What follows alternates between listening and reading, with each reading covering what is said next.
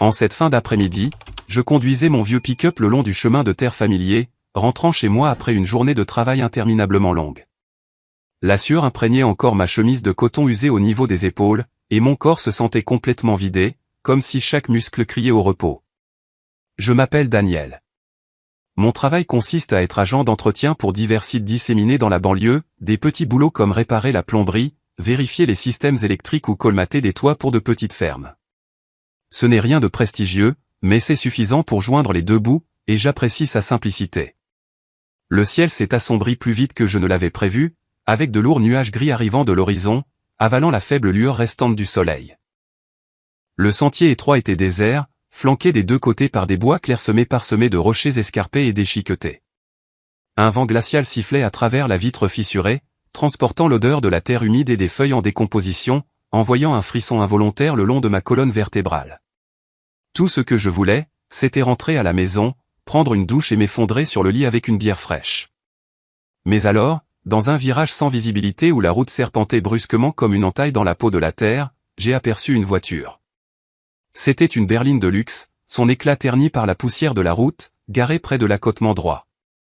Le pneu arrière gauche était complètement à plat, affaissé comme un ballon crevé. À côté de la voiture se tenait un couple de personnes âgées, leurs expressions déconcertées clairement visibles dans la faible lueur de leurs phares. Le vieil homme portait une veste en laine grise, et la vieille femme avait un mince châle drapé sur ses épaules. Ils avaient tous les deux l'air de citadins, complètement déplacés dans cette nature sauvage. Ils étaient manifestement peu familiers avec la situation.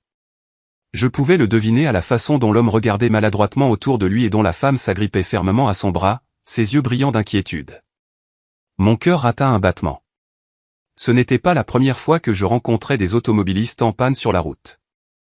Mais aujourd'hui, tout semblait plus lourd. La nuit tombait vite, et il n'y avait pas âme qui vive à des kilomètres à la ronde. J'ai hésité quelques secondes, mes mains serrant fermement le volant. Je n'étais pas du genre à me mêler des affaires des autres. Ma vie était déjà assez épuisante avec des journées de travail sans fin. Et après une longue journée comme celle-ci, tout ce que je voulais, c'était rentrer chez moi et tout oublier. Mes yeux se sont posés sur l'horloge du tableau de bord. Il était presque 18 heures, et il restait encore un long trajet à parcourir. Mais alors, les souvenirs de mon père ont refait surface, vifs comme une vieille bobine de film. Il avait été un soldat avec de dures leçons sur la compassion. Quand tu vois quelqu'un en difficulté, tu ne tournes pas le dos, fils, avait-il l'habitude de dire, sa voix grave et autoritaire mais chaleureuse. Il racontait des histoires de sauvetage de camarades sur le champ de bataille, comment un petit geste pouvait changer la vie entière de quelqu'un.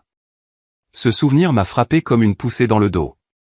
J'ai relâché l'accélérateur, freiné doucement et me suis garé à environ 10 mètres d'eux.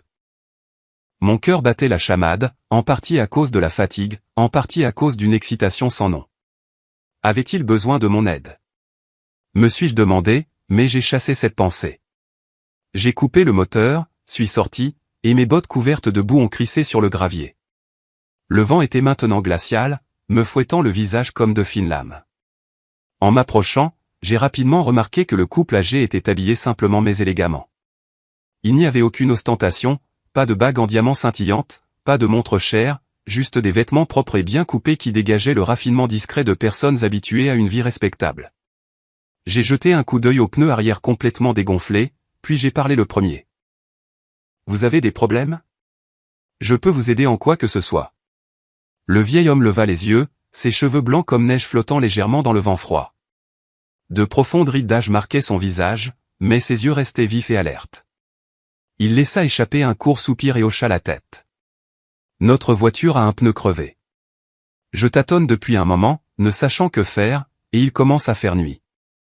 La vieille femme se tenait à côté de lui, serrant fermement la lanière de son sac à main comme pour se stabiliser. Après qu'il eut parlé, elle se tourna vers moi avec un sourire embarrassé. « Merci de vous être arrêté. Nous ne savons vraiment pas quoi faire. »« Laissez-moi jeter un œil, dis-je, puis je me suis agenouillé pour examiner le pneu. J'ai senti le caoutchouc plat. La bande de roulement était très usée, avec de minuscules fissures s'étendant comme une toile d'araignée. Il ne pouvait pas être réparé temporairement. Nous devions le changer avec la roue de secours. Je suis retourné à mon pick-up, j'ai ouvert le plateau et j'ai sorti mon cric et mon jeu de clés familier. Des outils que je transportais toujours pour mon travail d'entretien quotidien. En revenant, j'ai ouvert leur coffre, où la roue de secours était soigneusement rangée et semblait encore assez neuve, n'ayant manifestement jamais servi. Mettez-vous sur le côté pour plus de sécurité, ai-je ajouté en positionnant correctement le cric. Mes mains calleuses, marquées par des années de dur labeur, bougeaient avec une aisance quasi instinctive. Je faisais ce genre de choses depuis des lustres. De l'époque où, enfant, je suivais mon père pour réparer de petites choses dans la maison jusqu'à maintenant, vivant seul dans ma petite maison de banlieue. Chaque tour de clé ravivait de vieux souvenirs. Le petit rire de mon père alors qu'il me montrait patiemment comment tenir les outils correctement. L'odeur familière de graisse se mêlant à l'atmosphère familiale chaleureuse que j'avais laissée derrière moi depuis longtemps. Tout en travaillant, j'ai prêté une plus grande attention à notre environnement. Cette zone n'avait pratiquement pas de réseau cellulaire. J'ai vérifié mon téléphone et les barres clignotaient faiblement. Il n'y avait pas de maison à proximité, juste des bois clairsemés et un terrain accidenté où des animaux sauvages pouvaient rôder la nuit. L'obscurité tombait plus vite que prévu, s'étalant comme de l'encre sur du papier, et le vent a commencé à hurler à travers la cime des arbres. J'ai réalisé que même après avoir changé le pneu, continuer le voyage de nuit serait extrêmement risqué pour des personnes âgées comme eux.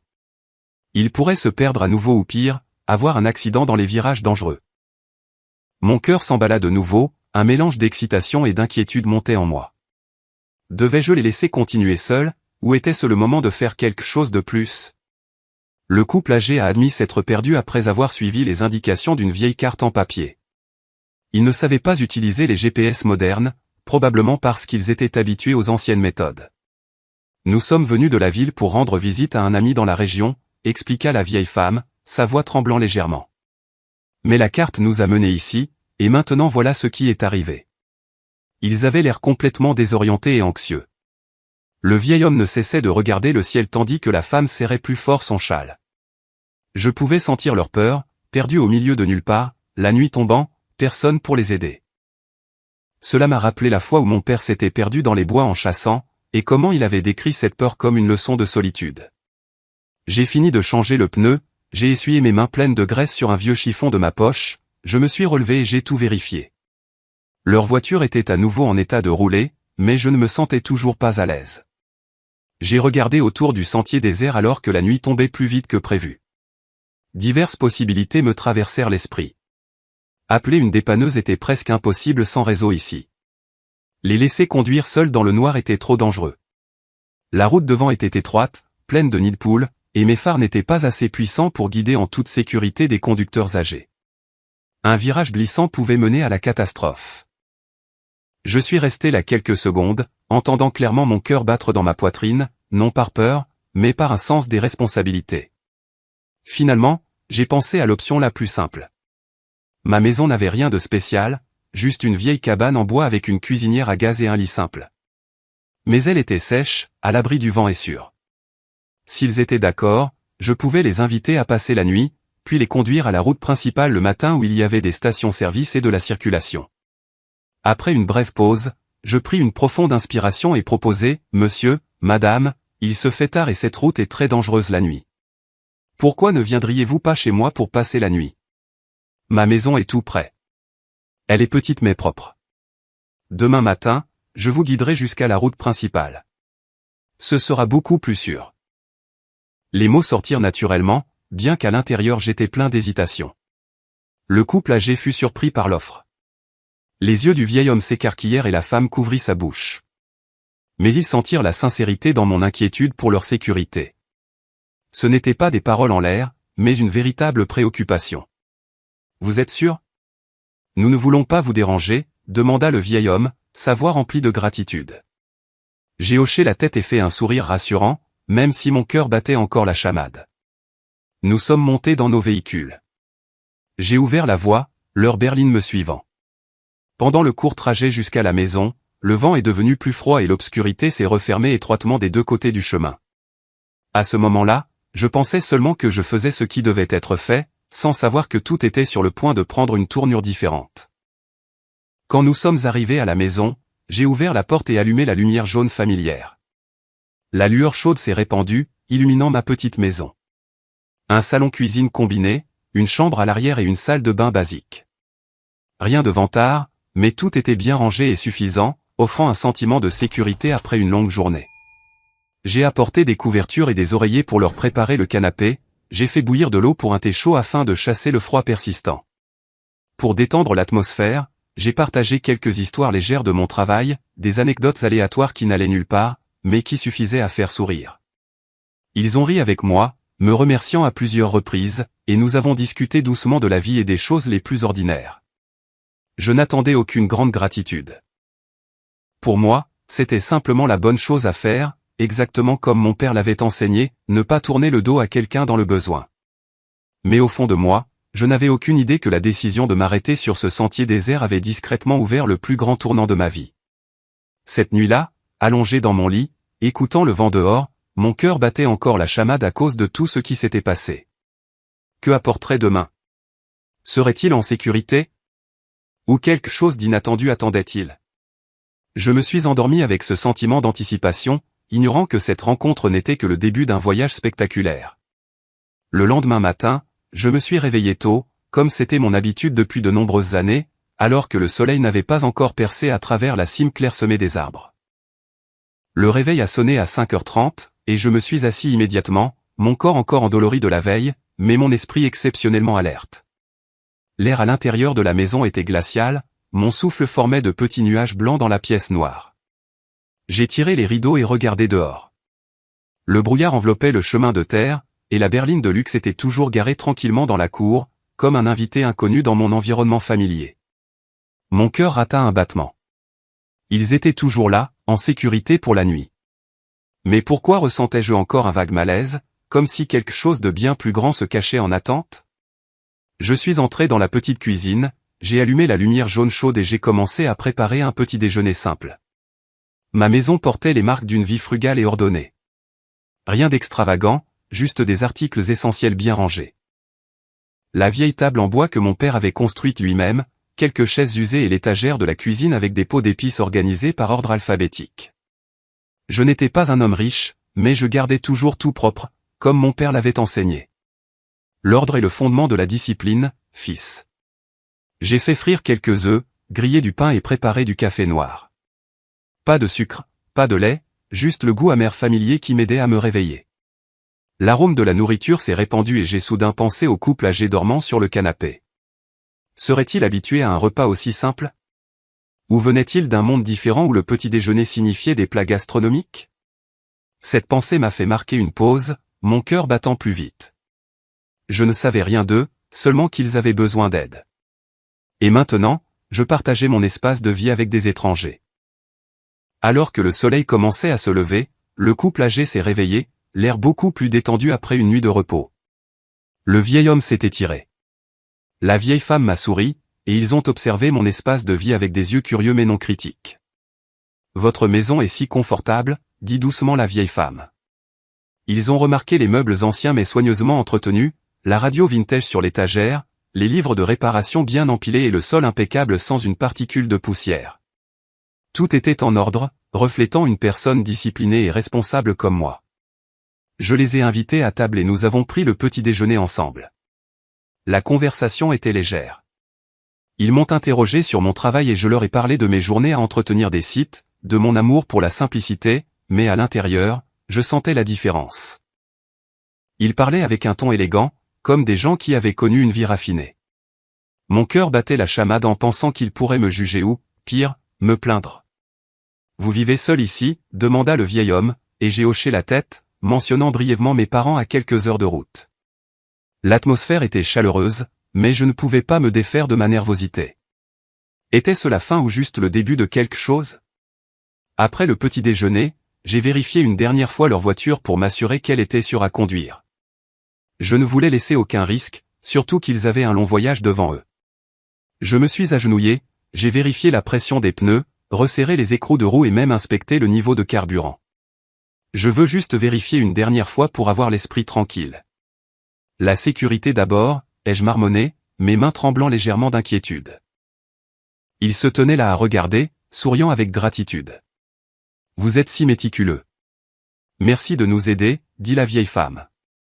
J'ai hoché la tête, mais dans mon esprit, les images du sentier sombre et dangereux de la nuit précédente refaisaient surface.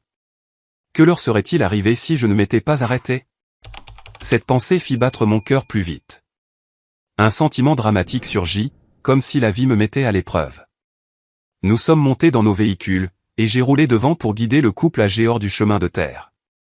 La route étroite et sinueuse était pleine de nids de poules et de rochers déchiquetés, faisant constamment tressauter mon camion. J'ai jeté un coup d'œil dans le rétroviseur, voyant la berline suivre, et mon cœur cognait à chaque fois que nous passions un virage dangereux. Le vent soufflait violemment, les feuilles s'éparpillant follement, et je priais pour que rien d'inattendu n'arrive. Finalement, après près d'une heure, nous avons rejoint la route principale, où les panneaux étaient clairs, les stations-service brillaient sous le soleil du matin et le réseau cellulaire était revenu de manière fiable. Je me suis garé sur l'accotement, poussant un soupir de soulagement, mais l'anticipation persistait. Avant de se séparer, le couple âgé a exprimé sa sincère gratitude. Ils ne m'ont pas seulement remercié pour la réparation de la voiture, mais aussi pour ne pas les avoir abandonnés dans la nature et pour avoir ouvert ma maison à des étrangers. Vous nous avez sauvés, pas seulement la voiture, dit le vieil homme, sa voix tremblante alors qu'il me serrait fermement la main. La vieille femme m'a serré doucement dans ses bras, ses yeux brillants de larmes. Mon cœur s'emballa, les émotions me submergeant. Je n'avais jamais reçu de remerciements aussi sincères. Ils m'ont donné une carte de visite et leur adresse, m'invitant à leur rendre visite à tout moment. S'il vous plaît, venez nous voir, Daniel. Nous voulons vous recevoir correctement pour vous remercier de votre gentillesse, dit chaleureusement la vieille femme. J'ai accepté la carte, un papier épais et élégant avec des lettres dorées raffinées, poliment, mais sans trop y penser. Pour moi, ce n'était qu'une rencontre fortuite, pas une relation à cultiver à long terme. J'ai dit au revoir, j'ai regardé la berline s'éloigner sur la route principale, et je suis retourné à ma routine quotidienne. Mais à l'intérieur, un sentiment étrange s'est insinué, comme si une porte venait de s'entr'ouvrir. Tout au long de la journée, j'étais occupé par le travail, réparant un toit qui fuyait, vérifiant les systèmes électriques d'une petite ferme. La sueur coulait à flots, mes membres me faisaient mal, mais mon esprit ne cessait de vagabonder vers le couple âgé. Étaient-ils arrivés à bon port? La carte de visite pesait lourd dans mon portefeuille comme un secret. Ce soir-là, en rentrant chez moi, je me suis assis sur le vieux canapé, j'ai allumé la lampe de table et j'ai machinalement pris la carte. L'adresse était clairement imprimée. Une rue inconnue dans la grande ville. Curieux, je l'ai entrée dans Google Maps sur mon vieux téléphone. Le résultat m'a laissé stupéfait, une communauté fermée avec une sécurité stricte réservée uniquement aux ultra-riches et à l'élite. Les images satellites montraient d'énormes villas, des piscines, des jardins luxuriants et de hautes clôtures avec des caméras partout. Mon cœur battait comme un tambour. Le sang me monta au visage. Qui était-il? Comment avait-il pu paraître si modeste la veille? L'image du couple âgé, debout, désemparé, à côté du sentier avec un pneu crevé, ne correspondait pas du tout à ce que je voyais à l'écran. Je suis resté assis en silence pendant un moment, mes mains tremblant en tenant le téléphone. Le fossé entre nos mondes est soudainement devenu flagrant. Moi, un simple agent d'entretien avec une vie simple, et eux, des gens des hautes sphères. Leur invitation était-elle sincère ou juste de la politesse? L'excitation monta comme si je venais de toucher un grand secret. Ce soir-là, je suis allé chez mes parents pour Noël, la route familière, les rares lampadaires et le vent froid sifflant à travers la vitre fissurée. La maison de mes parents se trouvait dans une petite ville, à quelques heures de route de la banlieue, une confortable maison en bois avec un sapin de Noël scintillant dans la cour. En entrant, l'odeur de pâtisserie et de viande rôtie a empli l'air, et mes parents m'ont serré fort dans leurs bras. Mon père, Gail Miller, un ancien soldat à la carrure robuste malgré son âge, m'a tapoté l'épaule. « Tu arrives juste à temps. On vient de mettre la table. » Ma mère, Genesis, avec son doux sourire, m'a attiré vers la table à manger. Le repas de famille était chaleureux avec de la dinde, de la purée de pommes de terre et du vin bon marché. Pendant le dîner, j'ai raconté l'histoire de ma rencontre avec le couple âgé aux pneus crevés, et leur invitation à leur rendre visite. Je l'ai raconté en détail, le sentier sombre, la décision de les héberger pour la nuit, et la carte de visite. Mon cœur s'emballait en parlant, comme si je revivais ces moments. Mes parents ont écouté avec une curiosité mêlée d'espoir. Mon père a haussé un sourcil. Les yeux de ma mère se sont illuminés. « Tu devrais aller leur rendre visite, Daniel, » a dit ma mère, sa voix pleine d'espoir. Pas pour l'argent, mais parce que cela pourrait être une occasion rare dans la vie que tout le monde n'a pas, mon père a hoché la tête, ajoutant « La vie a parfois des surprises, fils. Mais garde les pieds sur terre. Ne te laisse pas emporter. » Ils m'ont conseillé ainsi, sans insister, juste des paroles d'expérience. J'ai souri à leurs conseils et j'ai hoché la tête poliment. Je n'ai pas discuté, mais à l'intérieur, je n'y mettais pas beaucoup d'espoir. Pour moi, une vie stable avec assez pour manger, assez pour vivre, et la paix familiale était plus importante que toutes les promesses glamour. J'étais habitué au calme, à me lever tôt, à travailler dur, à rentrer seul à la maison. Leur invitation n'était peut-être qu'un coup de vent passager. La nuit de Noël s'est terminée paisiblement. Nous avons échangé des cadeaux. Une nouvelle veste de mes parents et je leur ai offert un livre sur l'histoire militaire que mon père aimait. Les rires ont résonné, mais en moi, le vague sentiment d'une porte légèrement entr'ouverte persistait. En rentrant chez moi, la route était noire, les phares éclairant les arbres qui se balançaient. Je ne pouvais m'empêcher de réfléchir. Devrais-je leur rendre visite ou laisser tout s'effacer? Mon cœur battait vite avec cette anticipation, et je savais que même si je croyais que la vie continuerait tranquillement, au fond de moi, une tempête se préparait. Le temps a passé vite, et la rencontre avec le couple âgé s'est progressivement estompée dans mes souvenirs, comme une histoire racontée à la hâte lors du dîner de Noël. Les jours suivants, j'ai repris ma routine familière. Me lever à l'aube, conduire mon vieux pick-up vers de petits chantiers d'entretien dispersés dans la banlieue.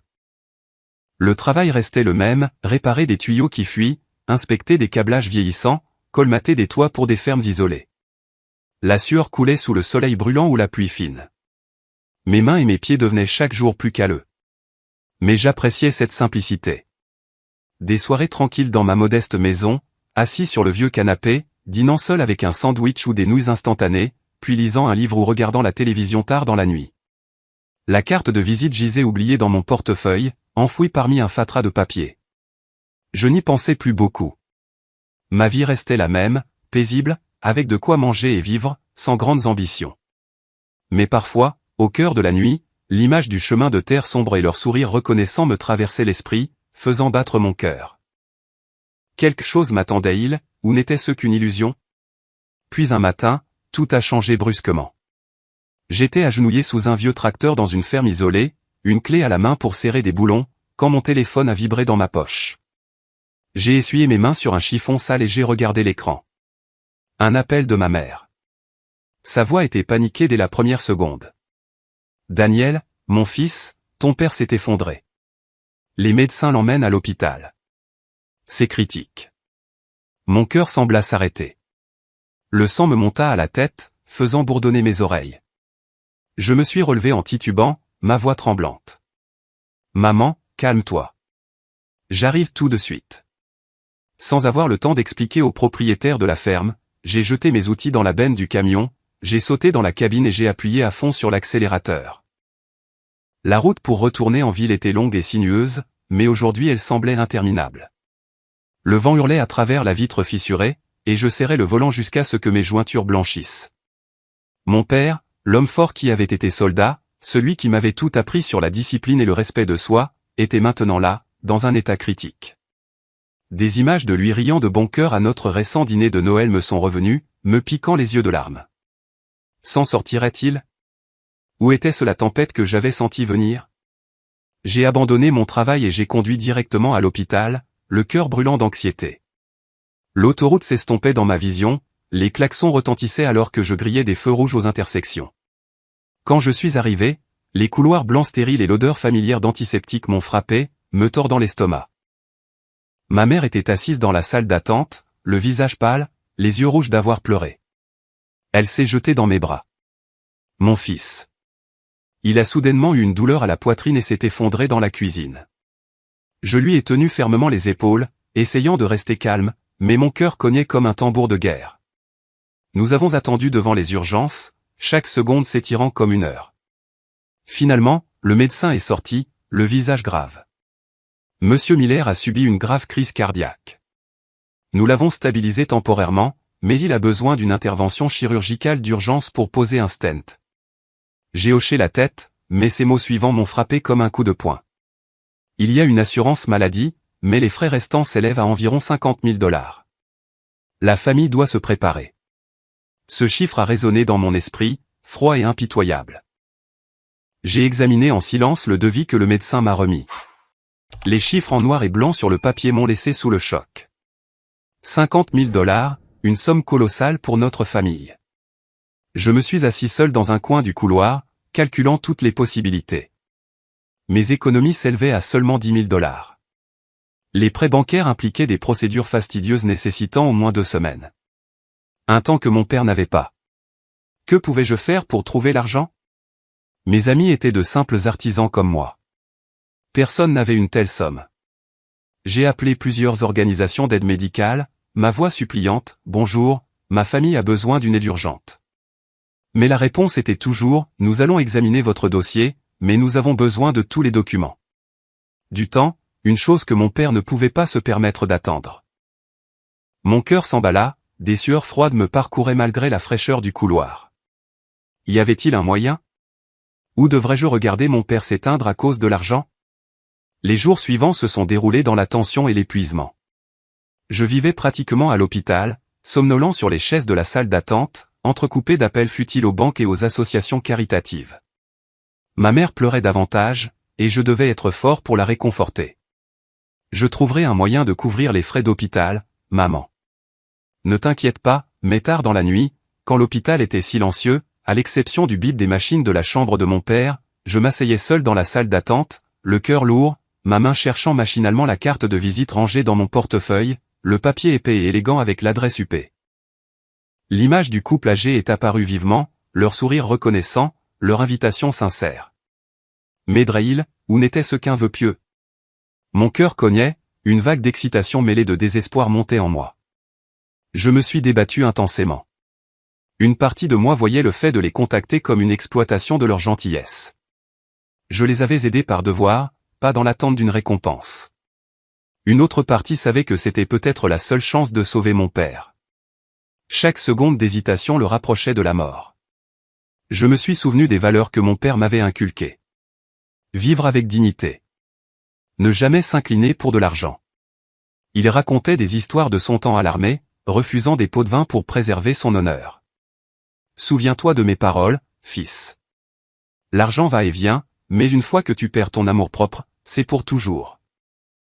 Ce souvenir même m'a fait hésiter, me sentant même honteux à l'idée de frapper à la porte de riche. Je me suis levé, arpentant le couloir sombre, froissant la carte dans mon poing serré. Mon père me pardonnerait-il si je faisais ça? Ou serait-il déçu? Mais chaque fois que je le voyais là, de plus en plus fragile, la peau pâle, la respiration faible à travers le tube à oxygène, toutes mes rigides barrières morales ont commencé à vaciller. Il n'était plus l'homme fort. Il n'était qu'un vieil homme frêle qui avait besoin que son fils le sauve. Je me suis assis à son chevet, lui tenant la main. Papa, je ferai tout ce qu'il faut pour te sauver. Des larmes ont coulé sur mes joues pour la première fois depuis des années. J'ai réalisé que cette fois, je ne les contactais pas par ambition, mais parce qu'il n'y avait pas d'autre choix. La tempête intérieure faisait rage, mon cœur cognant comme s'il allait éclater. Je devais choisir. L'amour-propre ou la vie de mon père. Après de nombreuses nuits blanches passées sur le banc de l'hôpital, à écouter la pluie crépiter sur la vitre, j'ai pris la décision la plus difficile de ma vie. Ce matin-là, le ciel était couvert comme mon humeur. J'ai rassemblé les papiers, la facture de l'hôpital, le dossier médical de mon père, et j'ai noté ce que je devais dire sur une feuille froissée. Bonjour, je suis Daniel, celui qui vous a aidé sur le sentier. Mon père est gravement malade et j'ai besoin d'aide. Les mots étaient simples, mais chacun coupé comme un couteau. Je me suis préparé à un éventuel refus, à des regards apitoyés, à des refus polis. Mon cœur s'emballait, des perles de sueur malgré le froid. Ce matin-là, j'ai quitté l'hôpital et j'ai conduit vers l'adresse du quartier UP que j'avais recherché plus tôt. L'autoroute s'étendait devant moi, les voitures filant des deux côtés, mais mon esprit était complètement ailleurs. Dans ma tête, une seule image se répétait, mon père immobile dans le lit d'hôpital, son visage pâle sous les dures lumières blanches. Pendant tout le trajet, je n'ai ressenti aucun espoir, seulement le lourd fardeau de quelqu'un forcé de jouer sa dignité pour préserver la vie de son père. Le vent hurlait à travers la fissure de la fenêtre, et je serrais plus fort le volant. Se souviendrait-il même de moi?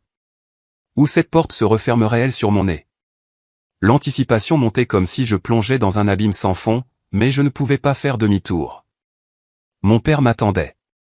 L'autoroute menant à l'enclave exclusive des ultra-riches semblait s'étirer sans fin, chaque kilomètre passant avec le lourd fardeau de l'anxiété. Mon vieux pick-up cliquetait légèrement sur chaque nid de poule, et le moteur grognait comme le tumulte dans mon cœur. J'ai jeté un coup d'œil à la feuille de papier froissée sur le siège passager, où j'avais hâtivement noté ce que je devais dire. Un plaidoyer qui n'était pas une supplication, juste une présentation de la vérité. Mais pourquoi me sentais-je toujours aussi honteux? Mon père m'avait appris à me tenir sur mes 2 jambes, à ne jamais m'incliner devant personne. Et me voilà, conduisant vers la maison d'étranger, espérant qu'il me lancerait une bouée de sauvetage. Mon cœur cognait, des sueurs froides coulaient le long de ma colonne vertébrale malgré la faible climatisation qui peinait à souffler de l'air frais. Était-ce une erreur ou la dernière chance? J'ai appuyé plus fort sur l'accélérateur, essayant de dissiper ses pensées, mais elles s'accrochaient à moi comme les ombres à l'extérieur de la fenêtre. En tournant sur la route menant à la communauté fermée, tout a changé brusquement. De hautes clôtures en acier noir brillant s'élevaient comme un mur séparant 2 mondes. Le portail massif en fer présentait des motifs sculptés complexes, et la sécurité était stricte. Des caméras balayaient chaque angle, des gardes en uniforme veillaient avec des oreillettes sans fil. Je me suis arrêté au poste de contrôle, mon cœur battant si vite que je pouvais entendre les coups dans mes oreilles. Un garde s'est approché, le visage sévère sous le bord de sa casquette. « Puis-je avoir votre nom et la raison de votre visite ?» demanda-t-il, sa voix égale mais froide. J'ai tendu la carte de visite, essayant de rester calme, même si ma voix tremblait légèrement. « Je suis Daniel Miller. Je suis ici pour voir aimer Madame Montgomery. Je les ai aidés une fois quand ils avaient un pneu crevé.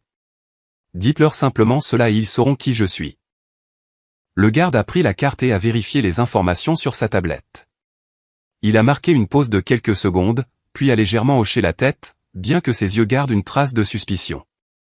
Le portail massif s'est lentement ouvert, émettant un lourd gémissement métallique qui a résonné dans l'espace silencieux. J'ai conduit à l'intérieur, mon cœur battant lentement mais lourdement, ayant l'impression de franchir une frontière invisible vers un monde étranger où les gens comme moi n'avaient pas leur place. Le vaste domaine s'est déployé devant moi, tout étant entretenu avec une perfection méticuleuse. La pelouse était tondue aussi nettement qu'un tapis, les allées impeccables sans une particule de poussière, et les massifs de fleurs s'épanouissaient vivement sous le soleil du matin. La villa paraissait magnifique mais sobre, une maison de 2 étages à l'architecture classique, de grandes fenêtres en verre reflétant la lumière, et un toit de tuiles rouges fraîches.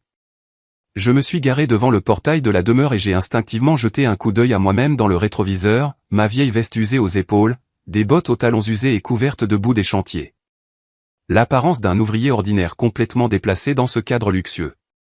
Mon cœur battit plus vite, une vague d'infériorité montant en moi.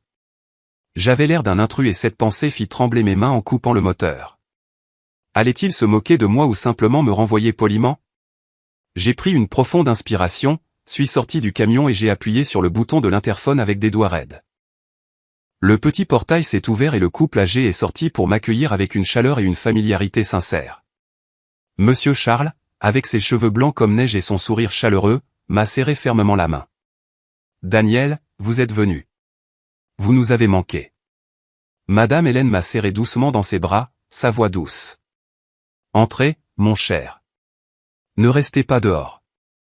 Il n'y avait pas de fossé de classe entre riches et pauvres, pas de regard condescendant, juste un accueil sincère qui a apaisé ma tension, bien que la suspicion soit restée. Mon cœur battait toujours la chamade, mais maintenant de surprise. Il se souvenait vraiment de moi. Nous sommes entrés, et l'intérieur élégant mais confortable m'a enveloppé, des parquets en bois poli, des canapés en cuir souple et une cheminée crépitant doucement bien que le temps ne soit pas particulièrement froid. Madame Hélène a préparé du thé. M. Charles m'a invité à m'asseoir, et nous avons bavardé légèrement sur le temps, comme si j'étais un vieil ami de passage, mais je devais ensuite révéler la vraie raison. Dans ce cadre, j'ai raconté la situation de mon père, la maladie soudaine, une grave crise cardiaque, l'opération d'urgence nécessaire pour un stent, et les coûts bien au-delà des moyens de notre famille. Ma voix est restée calme, mais mes mains serraient la tasse de thé si fort que mes jointures sont devenues blanches. Mon père est un ancien combattant. Il a toujours été fort, mais maintenant nous ne pouvons pas y faire face. Je ne suis pas venu ici pour mendier. J'espérais juste que vous pourriez peut-être aider. Je n'ai pas supplié ni versé de larmes. Je l'ai exposé directement, prêt à accepter un refus. Pour moi, Venir ici avait déjà été la partie la plus difficile, comme si je me dépouillais de ma dernière couche de dignité. Mon cœur cognait en attendant le rejet, le silence lourd. Le couple âgé a écouté attentivement, leurs expressions inchangées, sans doute, sans dédain. Ils ont montré de l'inquiétude pour chaque détail, surtout comment je plaçais l'honneur et la famille au-dessus de moi-même. Monsieur Charles a posé des questions sur l'état de mon père, et Madame Hélène m'a tenu la main pour me réconforter. Vous avez bien fait de venir ici, Daniel. Nous comprenons. Après avoir saisi toute la situation, ils ont immédiatement proposé de couvrir la totalité des frais de l'opération de mon père, sans condition, sans attente de remboursement. Nous nous occuperons de toutes les dépenses hospitalières pour votre père. Ne vous inquiétez pas, a dit Monsieur Charles de manière décisive, sa voix ferme. Cette rapidité m'a laissé stupéfait, la bouche bée, incapable de parler. Mon cœur a semblé s'arrêter une seconde, puis s'est emballé sauvagement d'incrédulité. Ils aidaient vraiment. Non par pitié, mais par pure bonté. J'ai balbutié mes remerciements, mais ils ont fait un geste de la main. Vous nous avez sauvés sur ce sentier. Maintenant, c'est notre tour. Cela ne s'est pas arrêté là. Charles et Hélène ont également pris l'initiative de dire qu'ils voulaient rendre visite à mon père à l'hôpital ce jour-là même. Madame Hélène a dit calmement mais fermement qu'aider n'était pas seulement une question d'argent, mais d'être là quand quelqu'un en avait le plus besoin. J'ai hoché la tête, suis retourné à mon vieux pick-up et j'ai démarré le premier. Leur limousine a suivi tranquillement derrière, maintenant une distance respectueuse. J'ai ouvert la voie, familier avec chaque virage et chaque tronçon de route vers l'hôpital que j'avais parcouru d'innombrables fois ces derniers jours. Pendant le trajet, mes mains serraient fermement le volant. Dans mon esprit, l'image de mon père immobile dans le lit d'hôpital ne cessait de se rejouer, son visage pâle sous les froides lumières blanches. Je me demandais ce qu'il penserait s'il se réveillait et apprenait que j'avais demandé leur aide. Serait-il fier que je n'ai pas tourné le dos quand j'étais acculé ou déçu que j'ai dû baisser la tête et demander de l'aide aux autres? À l'hôpital, la présence du couple âgé a créé une atmosphère entièrement différente. Ils ont parlé avec les médecins, se sont enquis de son état en détail et ont montré un profond respect pour l'homme qui avait autrefois servi comme soldat. Mon père, bien que faible, a ouvert les yeux pour les regarder, et le léger sourire sur ses lèvres m'a profondément ému. Ma mère a serré Madame Hélène dans ses bras, des larmes coulant sur son visage de gratitude. J'ai observé tout cela avec des émotions mitigées, une profonde gratitude, un étonnement face à leur générosité, et une confusion en réalisant que la gentillesse que j'avais un jour donnée revenait de la manière la plus inattendue. Comme un cercle parfait, mais plein de drames, du sentier désert à la chambre d'hôpital stérile. Mon cœur s'est emballé, un sentiment chaleureux s'insinuant au milieu de l'inquiétude. Était-ce un rêve ou la réalité changeait-elle trop vite? Avant de quitter l'hôpital, le couple âgé a mentionné une autre possibilité. Ils ont exprimé leur désir que j'envisage de travailler pour leur entreprise familiale. Nous ne faisons pas cela comme une faveur, Daniel, a dit sérieusement Monsieur Charles. Nous voyons en vous des capacités et de la discipline. C'est une opportunité pour vous de grandir. Cette offre ouvrait une voie entièrement nouvelle, d'un simple agent d'entretien à un employé dans leur empire. Mais cela signifiait aussi entrer plus profondément dans un monde auquel je n'avais jamais appartenu.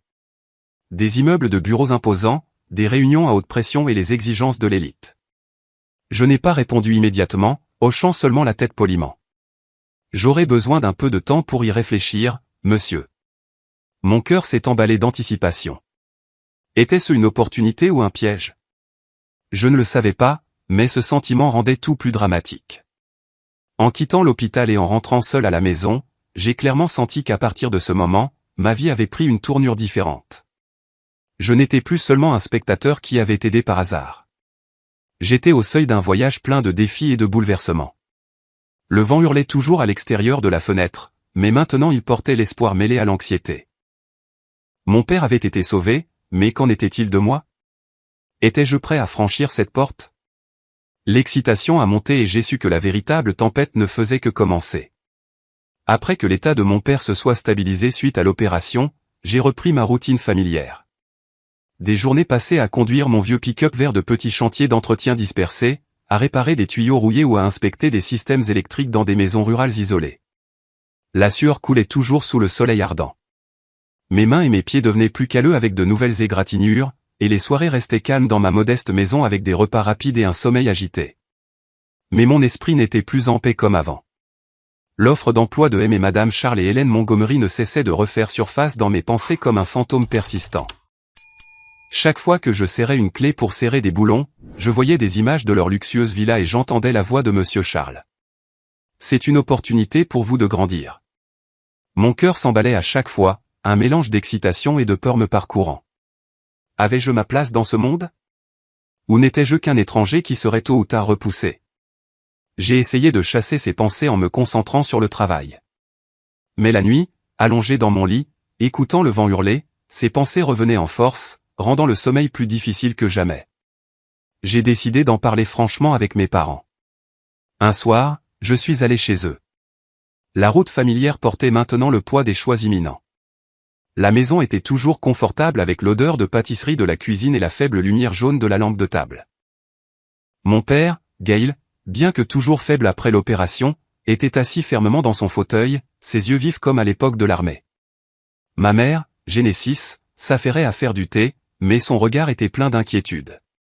Nous nous sommes assis autour de la table à manger, et je leur ai tout raconté, l'offre des Montgomery, le poste dans leur grande entreprise, et mon hésitation.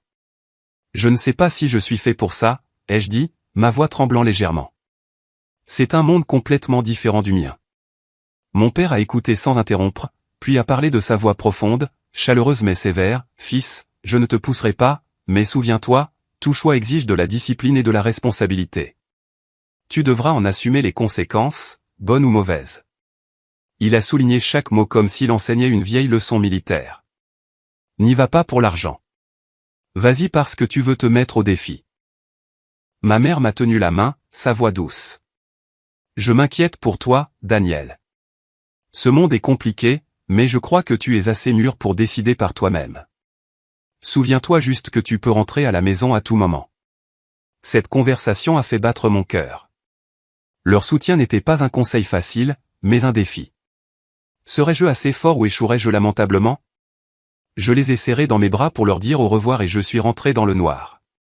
Le vent froid sifflant à travers la vitre fissurée portait une anticipation grandissante. Après plusieurs jours de délibération, des nuits blanches à regarder le plafond, à peser les risques et les avantages, j'ai décidé d'essayer. Non pas pour un rêve de vie glamour et changeante, mais comme un test. Si ça ne me convenait pas, j'étais prêt à partir sans ressentiment et à retourner à ma simple vie d'entretien. Mon cœur cognait quand j'ai appelé Monsieur Charles. Monsieur, j'accepte le poste dans votre entreprise. Sa voix était joyeuse au téléphone. Excellent, Daniel. Nous commencerons lundi.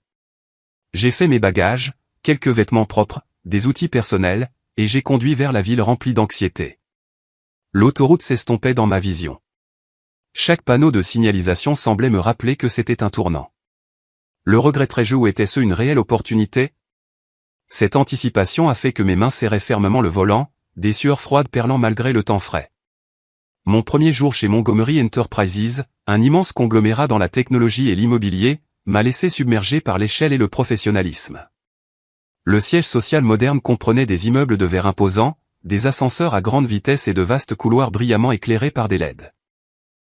Les opérations étaient complexes, des serveurs bourdonnaient dans les salles de données, de grands écrans affichaient des données en temps réel, et les employés se déplaçaient rapidement avec des ordinateurs portables à la main. Une discipline stricte, des horaires précis, des procédures claires et un rythme de travail intense m'ont donné l'impression d'entrer dans un autre monde. Mon cœur s'est emballé en passant ma carte d'accès. Le garde de sécurité a hoché la tête poliment mais avec des yeux curieux. Monsieur Charles m'a accueilli dans le hall, me serrant fermement la main. Bienvenue dans mon entreprise. Madame Hélène a souri de loin, mais je ne pouvais pas me défaire de l'inquiétude. Serais-je capable de suivre? Ou serais-je balayé dès le premier jour? On m'a placé à un poste de débutant impliquant l'exploitation et la maintenance des systèmes internes, en accord avec mon expertise en réparation, mais dans un environnement entièrement différent de ce que j'avais connu. Plus de sites de banlieue isolés. C'était maintenant un réseau complexe avec des serveurs cloud, des logiciels d'automatisation et des équipements haut de gamme. Le chef de service, un homme d'âge moyen nommé Monsieur Aron, m'a confié ma première tâche, inspecter et maintenir le système de sauvegarde des données. Ne me décevez pas, Miller, a-t-il dit d'un ton neutre mais plein d'attente. Les premiers jours ont été incroyablement difficiles. J'ai dû apprendre les procédures à partir de zéro, lire d'épais manuels, me familiariser avec de nouvelles technologies comme les logiciels de surveillance réseau et les appareils IoT. La pression du temps pesait lourdement. Des délais serrés et une surveillance stricte par des caméras. J'ai réalisé qu'ici, même la plus petite erreur pouvait avoir des conséquences majeures. Une erreur de maintenance pouvait perturber tout le système, affectant des centaines d'employés. Mon cœur cognait chaque fois que j'appuyais sur le bouton « Exécuter ». Des sueurs froides perlaient en attendant les résultats. Allais-je tout gâcher ou être renvoyé la première semaine? Certains collègues étaient sceptiques à mon égard dès le début. Les rumeurs se sont répandues comme une traînée de poudre dans les conversations de la salle de pause. Ce nouveau, c'est un piston des patrons, il a un traitement de faveur. Je l'ai entendu en prenant un café. Mon cœur s'est emballé de colère, mais je l'ai contenu. Il me regardait avec des yeux scrutateurs, un travailleur manuel parmi des gens en costume impeccable transportant des iPads. Je n'ai pas discuté. J'ai choisi le silence et je me suis concentré sur le travail. Chaque matin, j'arrivais plus tôt que nécessaire, vérifiant les systèmes avant l'arrivée des autres, et je restais tard pour en apprendre davantage. Mais l'anticipation demeurait. Les rumeurs m'isoleraient-elles, ou devais-je prouver ma valeur par mes actions? Pendant ce temps, Landon Montgomery est apparu comme une ombre complètement opposée. Il était le fils des Montgomery, occupant un titre élevé, vice-président des opérations, mais il se présentait rarement à l'heure. Je l'ai rencontré pour la première fois dans le couloir, grand et mince, les cheveux gominés, portant des costumes chers, mais avec une cravate de travers. Landon négligeait souvent le travail, sautant des réunions importantes pour le golf ou des amis, ne respectant pas les protocoles de sécurité, et ne cachant pas son mépris pour moi. Vous êtes le nouveau. J'espère que vous êtes meilleur pour réparer les systèmes que pour réparer les pneus, a-t-il dit sarcastiquement lors de notre première rencontre, sa voix dégoulinant de moquerie. Mon cœur s'est emballé de colère, mais j'ai seulement hoché la tête poliment. Je ferai de mon mieux, monsieur. Landon a vite compris que ma présence n'était pas celle d'un simple nouvel employé. Il me voyait comme une menace potentielle, même si je n'avais aucune intention de rivaliser. Peut-être parce que M et Madame Montgomery me mentionnaient parfois avec de légers éloges ou parce qu'ils sentaient la différence. Je travaillais dur pendant qu'il était paresseux. De petits affrontements ont commencé à apparaître, rendant l'atmosphère de plus en plus tendue. Landon me compliquait délibérément la tâche, me donnant des missions vagues comme « vérifier le système », « rendez-le stable », sans précision, puis minimisant mes efforts devant les autres lors des réunions. « Qu'est-ce qui prend tant de temps à Miller ?» disait-il ouvertement, même si j'avais terminé en avance. Mon cœur cognait à chaque fois, le sang me montant au visage de frustration. Essayait-il de me pousser à bout? Ou n'était-ce que le premier défi? Je l'ai reconnu, mais je ne l'ai pas confronté directement. Ce n'était pas mon style. Au lieu de cela, j'ai choisi de travailler plus dur, d'apprendre plus vite et de corriger les oublis des autres. J'ai discrètement résolu des problèmes opérationnels persistants, une faille de sécurité mineure, un câble lâche qui pouvait provoquer un incendie, ou l'optimisation de logiciels pour économiser de l'énergie. Pas besoin de crédit. Je l'ai fait par sens des responsabilités, comme mon père me l'a appris. Charles et Hélène observaient tout de loin, à travers les rapports et les caméras. Ils n'intervenaient pas ou ne me défendaient pas publiquement, évaluant simplement en silence ma façon de gérer la pression et l'injustice. Je le sentais. Le regard dans les yeux de Monsieur Charles quand nous nous croisions dans le hall.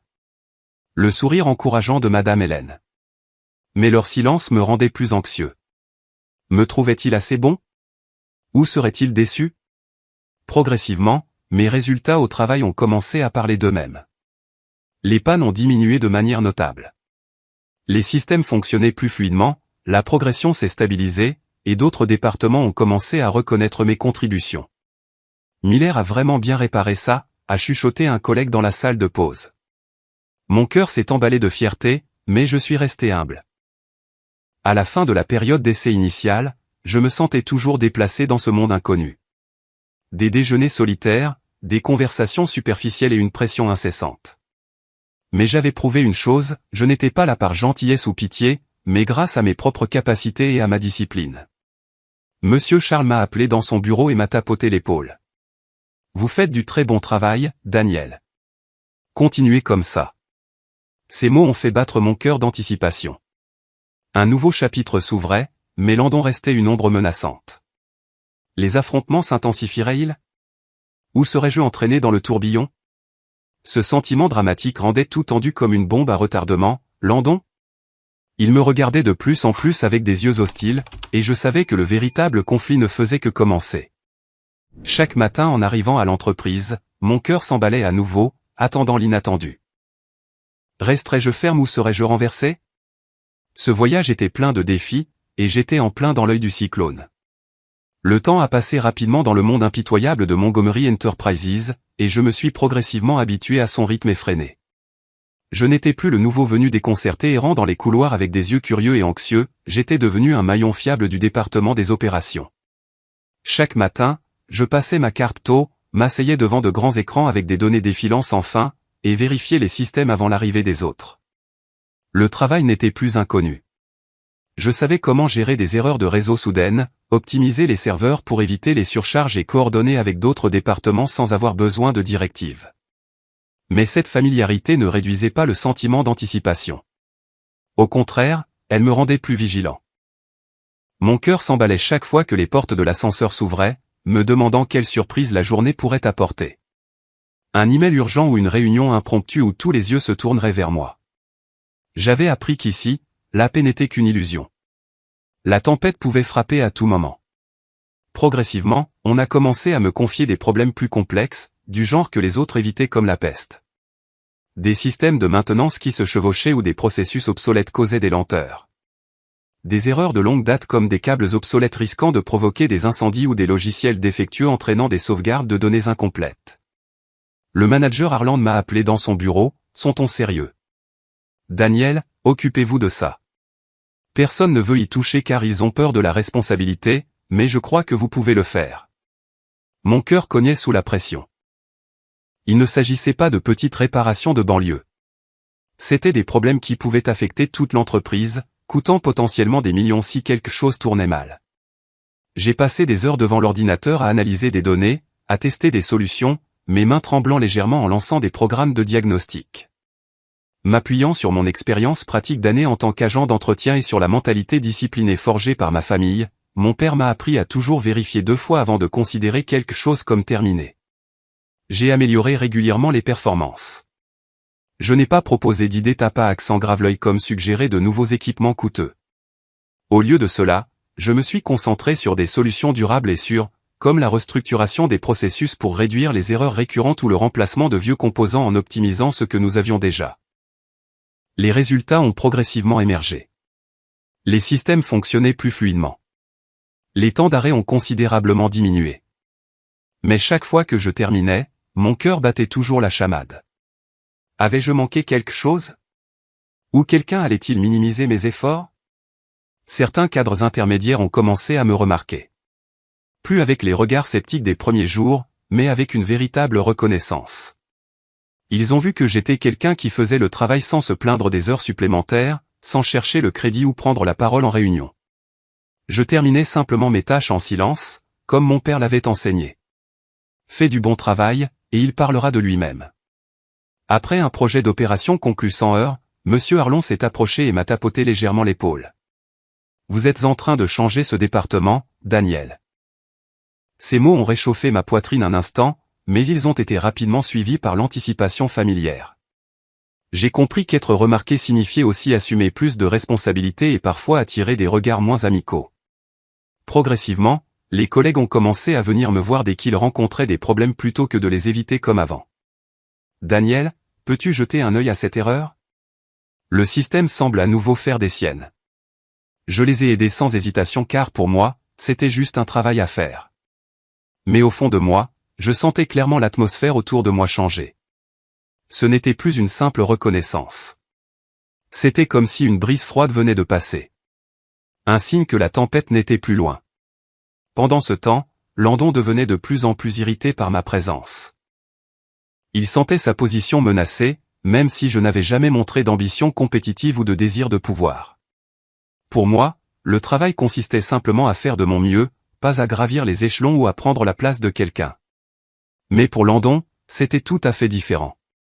Je le voyais clairement lors de nos rencontres dans le couloir, ses yeux plus vifs, son faux sourire masquant la jalousie. Mon cœur s'emballait chaque fois qu'il entrait dans la salle de réunion, me demandant ce qu'il ferait aujourd'hui. Landon a commencé à agir de manière plus impulsive au travail, ignorant les protocoles de sécurité, approuvant des choses sans vérifications appropriées, comme donner le feu vert à une mise à jour logicielle sans la tester, ou faire des interventions émotionnelles dans les décisions opérationnelles sans comprendre les conséquences. Accélérer. Ne faites pas traîner les choses, a-t-il lancé lors d'une réunion, sa voix pleine d'insouciance. Les collègues chuchotaient dans son dos. Il creuse sa propre tombe. Mais je suis resté silencieux, me concentrant sur mes propres tâches, même si l'anticipation grandissait. Son comportement m'entraînerait-il dans des ennuis? Puis un incident interne s'est produit, soudain et grave, causé par la décision hâtive de Landon. Il a approuvé un changement de système sans tests approfondis, ce qui a entraîné une perturbation opérationnelle. Les serveurs ont surchargé, les données ont été retardées, et d'autres départements se sont plaints bruyamment. Les téléphones sonnaient sans arrêt. Des emails urgents ont afflué et l'atmosphère du bureau était tendue comme une corde d'arc. Mon cœur a cogné quand le manager Arlon a appelé. Daniel, venez gérer cette crise. Nous avons 2 heures pour la régler avant de perdre un client majeur. Je me suis précipité dans la salle des serveurs, la sueur coulant à flots. L'image de mon père est apparue. Reste calme, fils. Concentre-toi sur le problème. Je me suis concentré sur la résolution, en coordination avec les départements concernés, en appelant des techniciens, en analysant les journaux d'erreurs et en appliquant des solutions d'urgence pour rediriger les données. Tout était chaotique, les écrans clignotaient, les collègues se précipitaient, le temps s'écoulait comme du sable. J'ai corrigé les erreurs étape par étape, minimisant les dégâts, récupérant 80% des données en attente et j'ai rapidement rétabli la stabilité du système. Quand l'écran final est redevenu vert, tout le monde a poussé un soupir de soulagement. Mais je n'ai pas pointé du doigt ni exposé l'erreur de Landon. Même si je connaissais la cause, j'ai simplement signalé que le problème était résolu, mes mains tremblant encore d'adrénaline. Après cet incident, ma réputation a considérablement augmenté. Les collègues ont commencé à me faire confiance et à solliciter mon aide de manière proactive face aux difficultés plutôt que de se dérober comme avant. Le manager Arland a envoyé un email à tout le département pour saluer l'effort, et M et Madame Montgomery le savaient certainement. Mon cœur s'est emballé de fierté, mais aussi d'inquiétude. Cette attention pourrait rendre Landon encore plus en colère. Charles et Hélène ont reconnu ma croissance à chaque étape. Ils appréciaient non seulement mes compétences, mais aussi ma façon de rester calme et de placer le bien collectif au-dessus de l'ego personnel. Monsieur Charles m'a appelé dans son bureau privé. Vous avez très bien fait, Daniel. Je vois clairement la différence dans votre façon de gérer les choses. Ces mots ont réchauffé mon cœur, mais je ne pouvais m'empêcher de ressentir de l'anticipation. Voyait-il aussi les conflits sous-jacents? Ils n'ont rien dit sur Landon, observant simplement en silence comme pour nous tester tous les deux. En revanche, Landon est devenu de plus en plus isolé dans l'entreprise de sa propre famille. Les rappels de ses parents, les réunions privées dont il se plaignait à quelques collègues proches, n'étaient plus perçus comme des conseils, mais alimentaient des sentiments de contrôle et de dévalorisation. Je l'ai entendu parler à un collègue de mon département.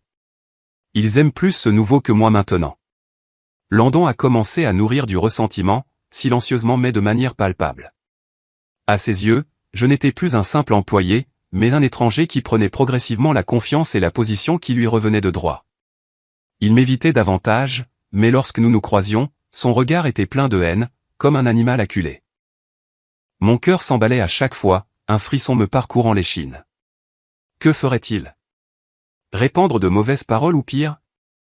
J'ai senti le changement dans les yeux et le comportement de Landon. Je suis devenu plus prudent, gardant mes distances, documentant chaque email et chaque réunion pour me protéger. Mais je n'aurais jamais imaginé que ces émotions négatives s'accumulaient silencieusement comme une bombe à retardement attendant d'exploser. Le temps a continué de passer au rythme incessant de l'entreprise, et après mes contributions claires aux opérations et à la gestion de crise, j'ai été officiellement reconnu par la direction. Ce n'était pas une grande cérémonie ou une annonce largement diffusée, mais une brève réunion dans le bureau de Monsieur Charles. Il était assis derrière son grand bureau en bois, Madame Hélène se tenant à côté de lui avec un sourire chaleureux et le manager Arlon présentait le rapport. Daniel a amélioré les performances du département de 25% et il a géré le plus récent incident sans dommages majeurs. Mon cœur s'est emballé en entendant ces mots, non pas de fierté mais d'étonnement. Quelques mois plus tôt, j'étais un étranger parmi les costumes bien taillés. Maintenant, il me promouvait à un rôle avec une bien plus grande responsabilité, supervisant l'ensemble du système de maintenance interne, bien au-delà de mon poste initial. Vous méritez ce poste, Daniel, a dit Monsieur Charles, en me serrant fermement la main. Madame Hélène m'a serré doucement dans ses bras. Nous sommes fiers de vous. J'ai hoché la tête poliment, mais à l'intérieur, j'étais rempli d'inquiétude. Cette promotion signifiait que les projecteurs étaient braqués sur moi plus intensément, et cela allait probablement irriter ceux qui se cachaient dans l'ombre. La nouvelle s'est répandue rapidement au sein de l'entreprise, comme une brise chuchotant à travers les couloirs de verre et les salles de réunion. Pour beaucoup, c'était un résultat bien mérité. Les collègues ont commencé à me saluer avec de vrais sourires, pas ceux, superficiels, du début. Mike, le gars du département technique, m'a tapoté l'épaule à la fontaine à eau. Félicitations, Daniel. Tu nous as sauvés tant de fois. Ces mots ont réchauffé mon cœur, mais je ne pouvais pas me défaire de l'anticipation. Cette attention pouvait faire de moi une cible. Pour Landon, la nouvelle a été un coup direct à son ego et à son statut fragile.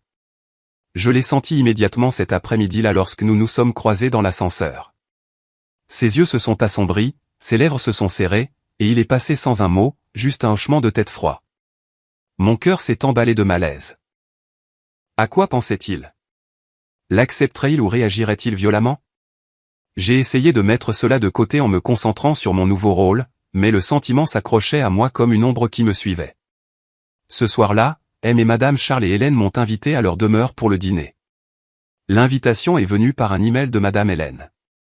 Cher Daniel, veuillez venir chez nous ce soir. Pas pour les affaires, juste un dîner de famille pour vous célébrer. Le ton était plus affectueux que formel, montrant que leur confiance et leur affection allaient au-delà d'une simple relation patron-employé. Mon cœur s'est emballé en le lisant. Ce n'était pas ma première fois à la villa, mais cela semblait différent, comme si j'étais entraîné plus profondément dans leur monde. Je suis rentré chez moi pour me changer, choisissant ma chemise la plus propre et un pantalon simple, me sentant toujours déplacé. Sur le chemin, le vent hurlait à travers la vitre fissurée, transportant l'odeur de la terre humide. Et je ne pouvais m'empêcher de réfléchir, Landon serait-il là? Comment réagirait-il en me voyant à la table du dîner familial? Avant le dîner, je me suis arrêté chez mes parents pour demander conseil. La route familière portait maintenant le poids de ces changements. La maison était toujours confortable avec des lumières jaunes et l'odeur de la soupe qui mijotait sur la cuisinière. Mon père, Gail, était assis dans son fauteuil avec un livre à la main. Sa santé s'était améliorée, mais il était encore fatigué de l'opération. Ma mère, Genesis, m'a serré fort dans ses bras en entrant. Ça fait un moment. Comment vas-tu? Je leur ai tout raconté. La reconnaissance de la direction, l'invitation à dîner, et mes vagues inquiétudes concernant Landon. Mon père a écouté attentivement, puis m'a rappelé de sa voix sévère mais aimante, le succès de Daniel est une bonne chose, mais garde les pieds sur terre. Ne laisse pas cela obscurcir qui tu es. Discipline et respect de soi. Dans ce monde, les tentations sont nombreuses. Ma mère, à la fois fière et inquiète, m'a serré la main. Je suis heureuse pour toi, mais j'ai le sentiment que quelque chose de troublant approche. Sois prudent avec leur fils. Ces paroles ont fait battre mon cœur plus vite. Ma mère a toujours eu un sixième sens pour les ennuis. Je les ai serrés dans mes bras pour leur dire au revoir et je suis parti pour la villa avec un malaise grandissant, comme si un nuage noir s'amoncelait à l'horizon. La demeure des Montgomery était méticuleusement préparée pour le dîner, parfaite au point de ressembler à une scène de magazine. Le portail en fer s'est ouvert lentement, me menant dans le vaste domaine avec des pelouses verdoyantes s'étendant sous de douces lumières jaunes. De l'intérieur, l'arôme chaud de la nourriture s'échappait, se mêlant à l'air calme du soir, rendant tout à la fois luxueux et étrangement accueillant. Monsieur Charles et Madame Hélène attendaient à la porte. Il m'a saisi la main dans une poignée ferme et chaleureuse tandis qu'elle s'avançait pour une douce étreinte, souriant gentiment. Entrez, mon cher. Faites comme chez vous. Ne soyez pas timide. À ce moment-là, j'ai soudain réalisé que j'étais accueilli non seulement comme un invité, mais comme quelqu'un qui avait gagné sa place dans cette maison. L'atmosphère initiale était chaleureuse et formelle, mais détendue. La table dressée avec des bougies scintillantes, du vin rouge et des hors-d'œuvre élégants. J'ai pris ma place, gardant une attitude humble, pleinement conscient de ma position dans cette famille. Pas un fils biologique, juste quelqu'un de confiance. Nous avons bavardé légèrement du temps et du travail quotidien, et Monsieur Charles a demandé des nouvelles de mes parents. Comment vont-ils? Nous nous souvenons encore de ce que vous avez fait pour nous sur ce sentier. Mon cœur s'est emballé de gratitude, mais j'ai simplement répondu, ils vont bien, monsieur. Et c'était juste ce que n'importe qui aurait dû faire. Landon est arrivé en retard, apportant avec lui un air d'insouciance et d'irritation non dissimulée. La porte s'est ouverte avec un grand bruit. Il est entré avec les cheveux en désordre, un costume légèrement froissé, et une légère odeur d'alcool, venant clairement d'une fête.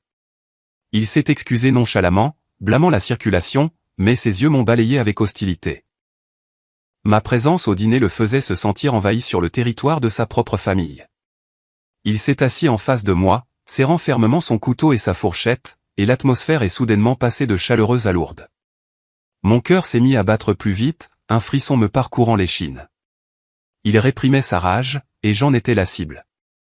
Pendant le repas, les conversations sur le travail et l'avenir de l'entreprise ont progressivement révélé le contraste frappant entre Landon et moi. Monsieur Charles m'a regardé, sa voix profonde et claire. Daniel a très bien géré l'incident. Sans lui, les pertes de l'entreprise auraient été beaucoup plus importantes. J'ai légèrement secoué la tête, souriant modestement. Je n'ai joué qu'un petit rôle, monsieur. C'était l'effort de l'équipe. J'ai juste fait mon travail. Mais Landon a répondu avec sarcasme et frustration. Oh, oui, notre héros. Mais qui a approuvé le changement initial? Pourquoi personne n'en parle? Sa voix était venimeuse, et la table est tombée dans le silence pendant une seconde. Madame Hélène a essayé de changer de sujet. Mangez, mes chers. Le rôti est délicieux. Mais l'ambiance s'est alourdie. Elle a tenté de garder le calme en posant des questions sur mes centres d'intérêt, tandis que Charles devenait plus sévère en remarquant que son fils dépassait les bornes. Landon, ça suffit. C'est un dîner de famille. Alors que la conversation s'est orientée vers la succession et l'avenir de la famille, l'atmosphère à table a changé radicalement, comme si quelqu'un avait par inadvertance touché un fil tendu. Monsieur Charles a posé son verre de vin, sa voix s'est faite plus basse et directe. Cette entreprise n'est pas seulement un bien. C'est une responsabilité. Elle a besoin d'un leader avec la force de la porter. Landon, tu dois changer ton style de vie. Il a fait une pause, son regard plus sévère. Si tu continues à vivre de manière si insouciante, nous n'aurons d'autre choix que de tout reconsidérer, y compris le testament. Madame Hélène a doucement posé sa main sur celle de son mari, puis a regardé Landon, sa voix toujours douce mais inflexible. Nous nous inquiétons pour toi plus que tu ne le penses. Mais l'amour ne peut pas être une excuse pour confier l'avenir de l'entreprise à quelqu'un qui n'est pas prêt. Landon a laissé échapper un rire amer, son sourire tordu. Il a fait tourner son verre de vin, son ton moqueur. Tout reconsidérer. Que voulez-vous dire? Que je ne suis pas capable, mais que quelqu'un d'autre l'est. Madame Hélène est rapidement intervenue, sa voix plus douce, mais directe. Ce n'est pas ça, Landon. Nous voulons juste que tu prennes la vie plus au sérieux. L'entreprise a besoin de quelqu'un prêt à se sacrifier, pas seulement à se présenter quand ça lui convient. Landon a levé les yeux, son regard s'assombrissant. Et lui alors? Dit-il, son regard se tournant directement vers moi. Qu'est-ce qu'il a sacrifié juste parce qu'il a réglé quelques incidents? Vous pensez avoir trouvé votre successeur? Je me suis légèrement déplacé sur ma chaise, essayant de garder ma voix calme. Landon, je n'ai jamais. Il m'a coupé, sa voix s'élevant. Tais-toi. Pour qui te prends-tu pour être assis ici? Un réparateur de pneus? Un étranger qui entre soudainement dans notre maison et est salué comme un héros? Mon cœur a cogné. Je me suis tourné vers Monsieur Charles et Madame Hélène, mais ils sont restés silencieux, leurs expressions lourdes. Monsieur Charles a finalement parlé, sa voix plus dure que jamais. Ça suffit, Landon. Tu es allé trop loin. Landon s'est levé brusquement, sa chaise raclant durement le sol. Vous dites que je suis allé trop loin? Je ne fais que dire la vérité. Vous préférez faire confiance à un étranger plutôt qu'à votre propre fils. Madame Hélène s'est également levée, sa voix tremblante, mais résolue. Personne ne te remplace, mais tu dois prouver que tu en es digne. Nous ne pouvons pas confier l'avenir de l'entreprise à quelqu'un qui n'est pas prêt à prendre ses responsabilités. Landon a serré son verre de vin si fort que ses jointures sont devenues blanches. C'est donc ça, n'est-ce pas? Dit-il, sa voix basse et venimeuse. Tant qu'il y a un Daniel obéissant qui sait comment s'incliner, vous êtes prêt à me mettre de côté. Monsieur Charles a frappé sa main sur la table, ordonnant à Landon de se taire. Mais tout avait échappé à tout contrôle. Landon a repoussé sa chaise avec un grand fracas. Il a parlé, son regard froid balayant tout le monde. Vous le regretterez. Je vous le promets. Il s'est retourné et est sorti de la pièce en trombe. La porte a claqué, l'écho résonnant dans toute la demeure comme un dernier coup de foudre. La pièce est tombée dans le silence. Madame Hélène a couvert sa bouche, des larmes coulant sur son visage. Monsieur Charles s'est affalé sur sa chaise, le visage rouge de colère et d'impuissance. Après un long moment, il s'est tourné vers moi, sa voix. Je suis désolé, Daniel. Nous avons laissé les choses aller trop loin. J'ai doucement secoué la tête. Je vais bien, monsieur. Je ne m'attendais simplement pas à ce que ça tourne comme ça. Mais à l'intérieur, j'étais loin d'être calme. Landon n'était pas seulement en colère. Il était blessé, acculé et hors de contrôle. Un pressentiment froid m'a parcouru l'échine. Ce n'était pas fini. C'était peut-être seulement le début. J'ai demandé à partir tôt même si le dîner n'était pas terminé. Merci à vous deux, mais je devrais rentrer, ai-je dit, ma voix stable, mais mon cœur plein de malaise. Ils m'ont raccompagné à la porte. Madame Hélène m'a serré fort dans ses bras. Tu es une partie lumineuse de nos vies, Daniel. Mais en sortant, le vent froid me fouettant le visage, j'ai clairement senti l'instabilité dans les yeux et les actions de Landon, même si je ne pouvais pas encore nommer la peur grandissante en moi. Il avait disparu dans l'obscurité du domaine, et cette pensée m'a fait frissonner. En m'éloignant de la demeure à travers des rues faiblement éclairées avec de rares lampadaires, je n'ai pas ressenti le soulagement qu'on pourrait attendre après une étape importante de sa carrière. Au lieu de cela, il y avait un vague malaise, comme si une corde avait été trop tendue et était sur le point de se rompre. Mon cœur s'est emballé tout le long du trajet, les images de Landon claquant la porte se rejouant sans fin. S'arrêterait-il au mot ou passerait-il à l'acte? Je me suis garé un instant, respirant profondément, essayant de chasser cette pensée. Mais le mauvais pressentiment persistait, comme ma mère l'avait dit, quelque chose de troublant approchait. J'ai quitté le domaine des Montgomery, emportant le sentiment que cette nuit ne se terminerait pas paisiblement. Je suis rentré chez moi, je me suis effondré sur le lit, mais le sommeil ne venait pas. Le vent hurlait à l'extérieur de la fenêtre comme un avertissement, et je savais qu'à partir de ce moment, tout avait changé de manière irréparable. Landon, il était comme une bombe, et j'étais involontairement devenu le détonateur. La tempête frapperait elle, ou pourrais-je l'éviter? Cette anticipation m'a tenu éveillé jusqu'à l'aube, et je savais que les jours à venir seraient pleins de drames. Après ce dîner chaotique, en m'éloignant de la demeure des Montgomery, mon humeur était plus lourde que jamais. La route était noire. Les phares de mon vieux pick-up illuminaient les arbres qui se balançaient le long de l'accotement, projetant des ombres étranges qui semblaient me suivre. Le vent hurlait à travers la vitre fissurée, transportant l'odeur de la terre humide et des feuilles en décomposition. Mais il ne pouvait pas dissiper le malaise qui me serrait la poitrine. Mon cœur cognait, non pas d'épuisement après une longue journée, mais parce que les mots criés par Landon résonnaient encore dans ma tête. Vous aimez plus ce gamin que votre propre fils, n'est-ce pas? Le regard dans ses yeux à ce moment-là, plein de haine et de désespoir, m'a fait frissonner. S'arrêterait-il au mot? Ou cette rage exploserait-elle en quelque chose de pire? J'ai serré fermement le volant, essayant de me concentrer sur la route, mais mon intuition me murmurait, ne va pas trop loin. Pendant tout le trajet, le malaise a persisté, m'incitant à ralentir puis à décider de faire demi-tour. J'ai pris une route secondaire, me suis garé dans un endroit caché près du portail de la demeure, j'ai éteint les phares et je suis resté immobile dans l'obscurité. C'était comme si mon instinct m'avertissait que quelque chose allait se passer. Un pressentiment vague mais puissant qui faisait légèrement trembler mes mains alors que je tenais mon téléphone, hésitant à appeler Monsieur Charles. Le temps s'est écoulé lentement dans cette nuit silencieuse, comme un fil montant progressivement vers son apogée. La demeure était silencieuse sous la lune décroissante. De faibles lumières s'échappaient de quelques fenêtres, projetant de faibles lueurs sur la pelouse. J'étais assis dans le camion, me reprochant de trop réfléchir. Tu es fou, Daniel. Landon est juste en colère. Il va se calmer. J'ai regardé l'heure. Il était presque minuit. Et je me suis préparé à démarrer le moteur et à partir, convaincu d'être paranoïaque. Mais alors, de loin, est venu le grondement d'un moteur brisant le silence. Mon cœur s'est emballé, le sang affluant à mes oreilles. Un véhicule s'est dirigé vers le portail à une vitesse anormale, les pneus crissant sur le gravier. J'ai plissé les yeux à travers le pare-brise. C'était la voiture de Landon, le SUV noir élégant que je l'avais vu conduire au bureau. Le véhicule s'est arrêté brusquement au portail. La portière s'est ouverte et Landon est sorti en titubant, clairement hors de contrôle. Il se balançait, s'appuyant sur la portière pour se soutenir, et la forte odeur d'alcool a flotté dans le vent vers moi. Son visage était rouge sous le lampadaire, les yeux injectés de sang, les cheveux en désordre.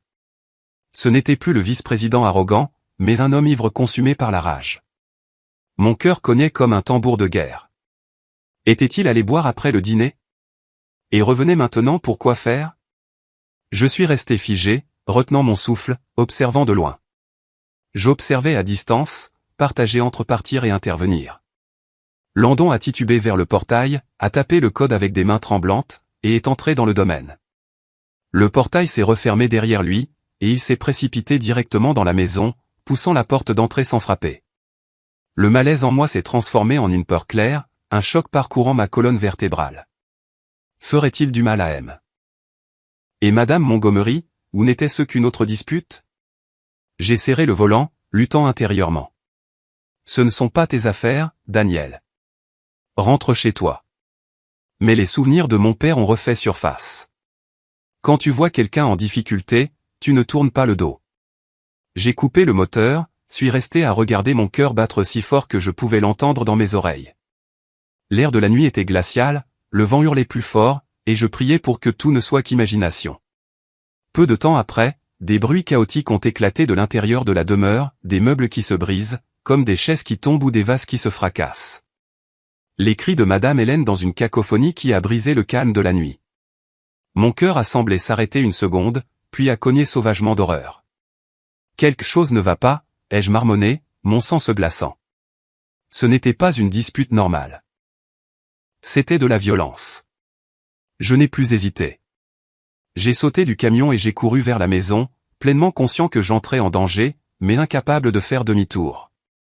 Mes pieds martelaient l'herbe humide, le vent me fouettant le visage, le cœur s'emballant comme s'il allait éclater. Arriverais-je à temps, ou était-il déjà trop tard? J'ai franchi le portail latéral, heureusement non verrouillé, et je me suis précipité dans la maison par la porte arrière que j'avais déjà utilisée. À l'intérieur, la scène m'a figé sur place. Le salon était en plein chaos. Des meubles renversés, des vases brisés sur le sol, et des éclaboussures de sang par endroits. Le majordome, un homme plus âgé que j'avais déjà rencontré, gisait effondré près de la porte, inconscient avec une blessure à la tête, le sang coulant. Un autre garde de sécurité était étendu à proximité, respirant faiblement, clairement pris par surprise. L'espace était saccagé, dévasté comme par une tornade. De la pièce intérieure provenaient des cris intermittents. La voix de Landon, déformée et frénétique.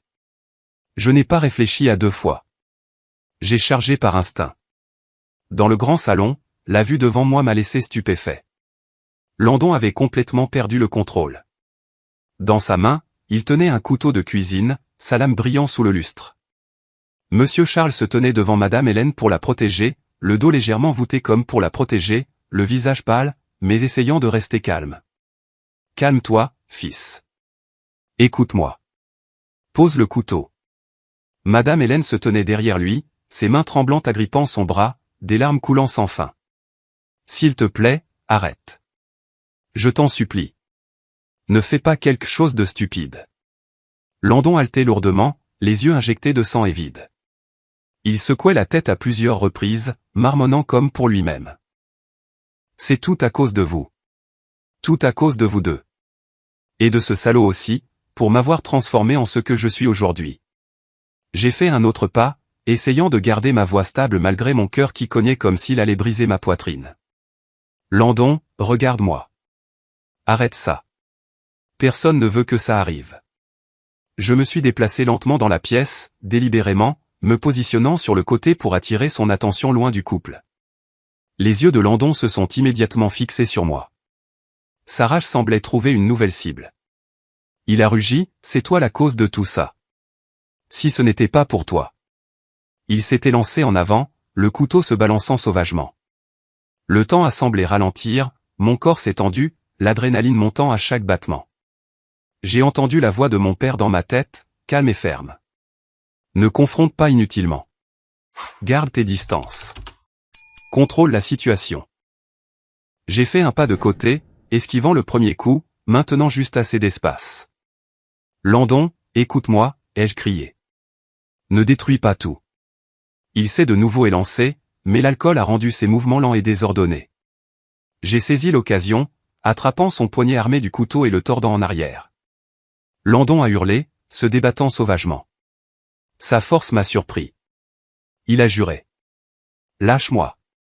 Tu vas payer pour avoir gâché ma vie. Nous nous sommes battus pendant 10 secondes. J'ai serré les dents, restant calme, canalisant ma force dans la prise que j'avais pratiquée depuis l'enfance.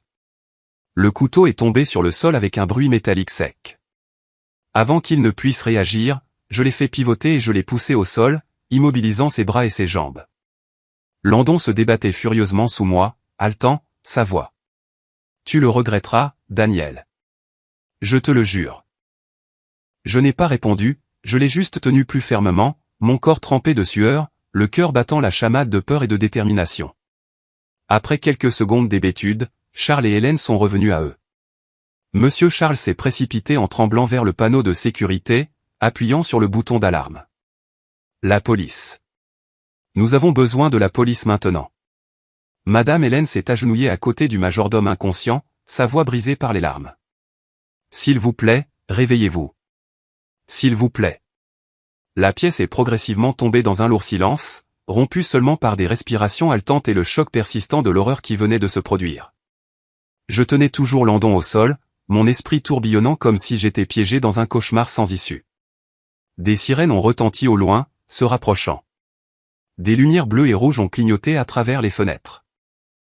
La police a envahi le domaine, prenant le contrôle. Ils ont tiré Landon de mes bras et l'ont menotté. Il a continué à crier, les yeux fous de haine alors qu'on l'emmenait. Les secours ont suivi, rapidement, prodiguant les premiers soins et chargeant le majordome et le garde sur des brancards.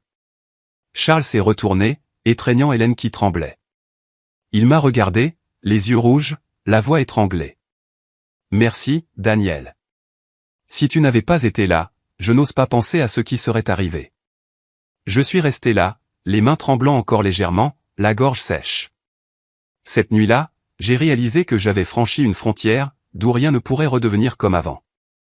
Je me suis assis seul dans le salon après, les mains tremblant encore faiblement, le sang de la blessure du majordome tachant ma chemise. J'ai réalisé que si je n'avais pas fait demi-tour, si j'avais choisi de partir plus tôt, tout aurait pu se terminer par une tragédie irréparable. Mon cœur s'est emballé en pensant aux conséquences évitées de justesse. Les Montgomery auraient pu mourir, Landon devenir un meurtrier, et j'aurais vécu avec des remords pour toujours. Cette nuit s'est terminée non seulement par l'effondrement d'une famille, Landon emmené, les Montgomery dévastés, mais aussi par le moment où je suis involontairement devenu celui qui se tenait entre la vie et la mort pour toutes les personnes impliquées. Le vent hurlait toujours à l'extérieur de la fenêtre, mais maintenant il portait les échos du chaos. Je suis rentré chez moi à l'aube, complètement épuisé, sachant que la tempête était arrivée, et que j'étais en son centre. Après cette nuit chaotique à la demeure, le domaine des Montgomery a été bouclé pour l'enquête. Je l'ai appris par un appel matinal de M. Charles. Daniel, la police est là. Ils ont de nouveau besoin de votre déposition. L'atmosphère luxueuse qui définissait autrefois le lieu, la pelouse verdoyante, la piscine scintillante et la magnifique villa avaient complètement disparu, remplacée par une lourdeur froide et oppressive. Des barricades de police entouraient la propriété. Des voitures de patrouille encombraient le portail et des enquêteurs en civil entraient et sortaient avec des visages sévères. Je suis retourné cet après-midi-là, le cœur s'emballant à cette vue. La villa ressemblait maintenant à une scène de crime, avec du ruban jaune délimitant le salon et les meubles renversés laissés en place pour les photographies. Monsieur Charles et Madame Hélène semblaient avoir vieilli de 10 ans en une nuit. Lui assis sur le canapé, le visage livide, elle serrant un mouchoir pour essuyer ses larmes. « Merci d'être revenu », a-t-il murmuré en entrant. J'ai hoché la tête, mais à l'intérieur, j'étais rempli d'inquiétude. Cela allait-il s'éterniser ou affecter l'entreprise et moi? La police a de nouveau recueilli ma déposition peu après, revenant pour confirmer les détails. Dans une salle d'interrogatoire temporaire, un coin du bureau avec un bureau en bois et une faible lampe jaune, 2 officiers étaient assis en face de moi, prenant des notes attentives. J'ai raconté tout l'incident honnêtement, sans embellissement ni blâme, me concentrant uniquement sur ce dont j'avais été témoin et mes actions pour éviter une tragédie. Je suis revenu sur un mauvais pressentiment, ai-je dit, ma voix stable même si mes mains tremblaient sous la table. Puis j'ai entendu des bruits, je me suis précipité à l'intérieur et j'ai vu Landon tenant un couteau. Ils ont demandé des détails, des chronologies, des positions, et comment je l'avais maîtrisé. Mon cœur s'emballait chaque fois que je m'en souvenais, l'odeur envahissante d'alcool, les bruits de fracas, la peur réelle lorsque le couteau s'est balancé. Je n'ai pas dépeint Landon comme un méchant. J'ai simplement exposé les faits. Il était ivre et hors de contrôle. Je ne voulais blesser personne, ai-je conclu. L'officier a hoché la tête. Vous leur avez sauvé la vie. Votre déclaration correspond aux caméras. J'ai quitté la pièce avec un certain soulagement, mais le malaise persistait. Mon témoignage pouvait déterminer le sort de Landon, et j'étais le témoin clé. Les preuves ont été rapidement rassemblées, et les choses ont avancé plus vite que je ne l'attendais. Les caméras de sécurité à l'intérieur et à l'extérieur de la demeure avaient tout enregistré. Landon passant le portail à toute vitesse, titubant dans la maison, attaquant le majordome et le garde, puis acculant ses parents avec un couteau. Les déclarations du personnel, données après qu'ils aient heureusement repris conscience à l'hôpital, correspondaient parfaitement. Landon criant et les agressant lorsqu'ils ont essayé d'intervenir. Les blessures du majordome et du garde de sécurité étaient claires, coupures, contusions et traumatisme crânien. Toutes les preuves indiquaient que Landon avait complètement perdu le contrôle sous l'emprise de l'alcool. Son taux d'alcoolémie était extrêmement élevé lors du test. J'ai appris de Monsieur Charles quelques jours plus tard. Les preuves sont accablantes, Daniel. Nous ne pouvons pas le cacher. Mon cœur s'est emballé de sympathie. Landon était autrefois leur fils. Maintenant, c'était un criminel, mais aussi d'anticipation. Où cela mènerait-il? Cela m'entraînerait-il dans des démêlés judiciaires? Le majordome et le garde de sécurité s'en sont heureusement sortis après quelques jours à l'hôpital. Je leur ai rendu visite une fois, apportant des fleurs et des fruits, le cœur battant de culpabilité. Même si ce n'était pas ma faute, j'étais partie prenante de cette nuit. Le majordome, le front bandé, a esquissé un faible sourire. Merci. Sans vous, je ne serais pas là pour le dire. Le garde m'a saisi la main. Vous êtes un héros pour nous. Mais les blessures physiques et émotionnelles ont laissé de lourdes séquelles. Le majordome a subi un léger traumatisme cérébral et a eu besoin d'un long repos. Le garde avait un bras cassé et un traumatisme psychologique. L'incident n'a pas pu être étouffé. Les médias ont commencé à en parler malgré les efforts des Montgomery pour garder l'affaire privée. Mon cœur s'emballait chaque fois que je lisais les nouvelles. Le fils d'un milliardaire attaque sa famille dans un accès de rage alcoolique. Me blâmerait-il ou cela aurait-il un impact sur l'entreprise? Landon a été placé en détention pour l'enquête, et l'arrogance et l'insouciance qui le protégeaient autrefois se sont effondrés devant la réalité de la loi. Je l'imaginais en prison. Pas de costume cher, pas de voiture de luxe, juste un prisonnier attendant son procès. Monsieur Charles a dit au téléphone, il reprend ses esprits, mais il est trop tard. Mon cœur s'est emballé avec des sentiments mitigés. De la pitié pour Landon, mais de la colère qu'il ait failli tuer des gens. Charles et Hélène ont affronté la douloureuse vérité. Les actions de leur fils n'étaient pas une explosion d'une nuit, mais le résultat d'années d'indulgence, de dissimulation et d'évitement de la responsabilité parentale. Ils me l'ont avoué lors d'une brève réunion. Nous l'avons trop gâté, Daniel. Nous ne lui avons pas appris la responsabilité. Madame Hélène a pleuré, si nous avions été plus stricts, cela ne serait pas arrivé. Je les ai réconfortés, mais à l'intérieur, je me sentais mal à l'aise. Ils étaient en train de se briser, et j'en étais témoin. Les jours suivants, ils se sont rendus à l'hôpital pour s'excuser auprès du majordome et du garde, couvrant tous les frais médicaux et les indemnités. Non pour échapper à la loi, mais pour montrer leur responsabilité morale. Je les ai accompagnés une fois, mon cœur s'emballant dans l'atmosphère lourde. Monsieur Charles s'est incliné devant le majordome. Je suis désolé, nous avons échoué en tant que parents. Madame Hélène a pleuré. Nous nous occuperons de tout. Reposez-vous. Les victimes leur ont pardonné, mais les cicatrices sont restées. L'affaire s'est répandue, et le couple a dû faire face à l'examen public. Les journalistes grouillaient, remettant en question l'éducation des enfants dans les cercles d'élite. Mon cœur s'emballait chaque fois que je voyais les nouvelles. Surmonterait-il cela ou la famille se briserait-elle? Le procès a eu lieu dans une atmosphère sombre quelques mois après cette nuit. L'affaire a attiré une attention massive en raison du nom Montgomery. Les journalistes s'entassaient devant le palais de justice, les flashs des appareils photo constants. Mais Charles et Hélène n'ont fait aucune tentative d'interférer ou d'utiliser leur influence pour atténuer la responsabilité de leur son. Ils étaient assis au premier rang, le visage pâle, se tenant la main. J'ai été convoqué comme témoin. Debout devant le juge et le jury, tous les yeux rivés sur moi, mon cœur cognait comme s'il allait éclater. J'ai raconté les événements comme un devoir civique, la voix calme, malgré les mains tremblantes sur la barre. Je suis revenu sur une intuition, j'ai vu Landon avec le couteau, et je l'ai maîtrisé pour les protéger. Pas de ressentiment ni de désir de vengeance, juste la vérité. Landon était assis sur le banc des accusés, émacié, évitant mon regard. Finalement, le tribunal a condamné Landon à 6 ans de prison pour agression aggravée avec une arme mortelle et acte de violence connexe. Aucune exception, aucune interférence. La richesse et le statut de la famille Montgomery n'ont pu changer l'issue. Après le procès, Charles et Hélène sont tombés dans un long silence.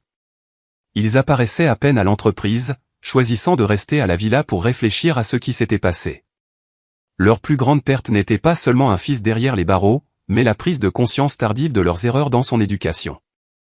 Lors d'une réunion privée, Madame Hélène m'a dit, sa voix lente et lasse, nous lui avons tout donné, sauf la discipline. En entendant cela, mon cœur s'est soudainement serré. J'ai compris que le prix de l'indulgence ne se manifeste pas toujours immédiatement, mais quand il le fait, rien ne peut le compenser. J'ai continué mon travail à l'entreprise, maintenant une distance claire avec les affaires de la famille Montgomery. Je n'ai pas exploité la tragédie pour avancer ou susciter la sympathie, je me suis simplement concentré sur les opérations, aidant le département à se stabiliser après le scandale. Dans le calme qui a suivi, j'ai remarqué que Charles et Hélène m'observaient de plus près, non pas avec suspicion ou prudence, mais à travers des appels au bureau privé, des questions apparemment anodines sur le travail, sur la façon dont je gérais une situation ou prenais une décision. Ils ne me complimentaient pas beaucoup. Mais à travers leurs yeux et leur écoute, j'ai senti un autre type de respect. J'ai réalisé qu'ils ne me voyaient pas seulement pour cette nuit-là, mais pour ce qui a suivi. Je n'ai pas revendiqué le mérite, fui la responsabilité ou outrepassé mes limites. Une fois, après la fin d'une conversation, Monsieur Charles m'a regardé longuement et a dit lentement, « Vous travaillez comme quelqu'un de la famille devrait le faire, Daniel. » Ces mots ont fait battre mon cœur plus que je ne l'attendais. Je ne savais pas si c'était de la gratitude ou une comparaison involontaire. Je n'ai pas osé demander. Une pensée qui m'a rendu méfiant m'a traversé l'esprit. Il me voyait comme quelqu'un de fiable. Et cette confiance, si elle n'était pas gardée dans une juste mesure, pourrait devenir un fardeau plutôt qu'un honneur. Dans les jours qui ont suivi, la vie de la famille Montgomery est entrée dans une phase entièrement différente.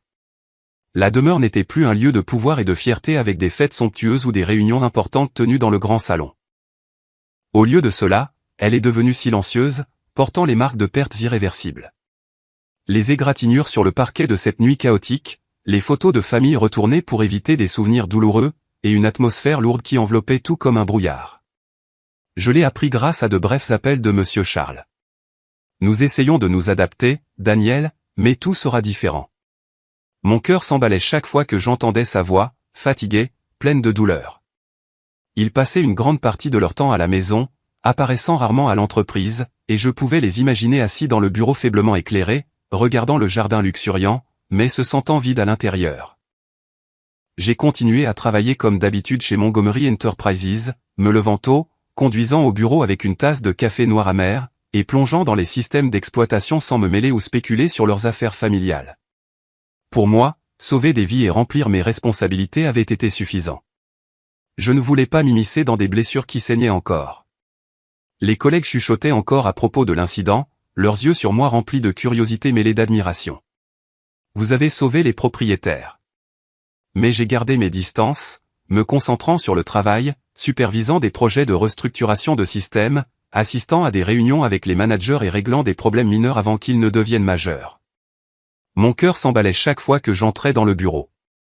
L'atmosphère restait tendue après le scandale, et je sentais le changement. Les gens me faisaient plus confiance, mais attendaient aussi plus.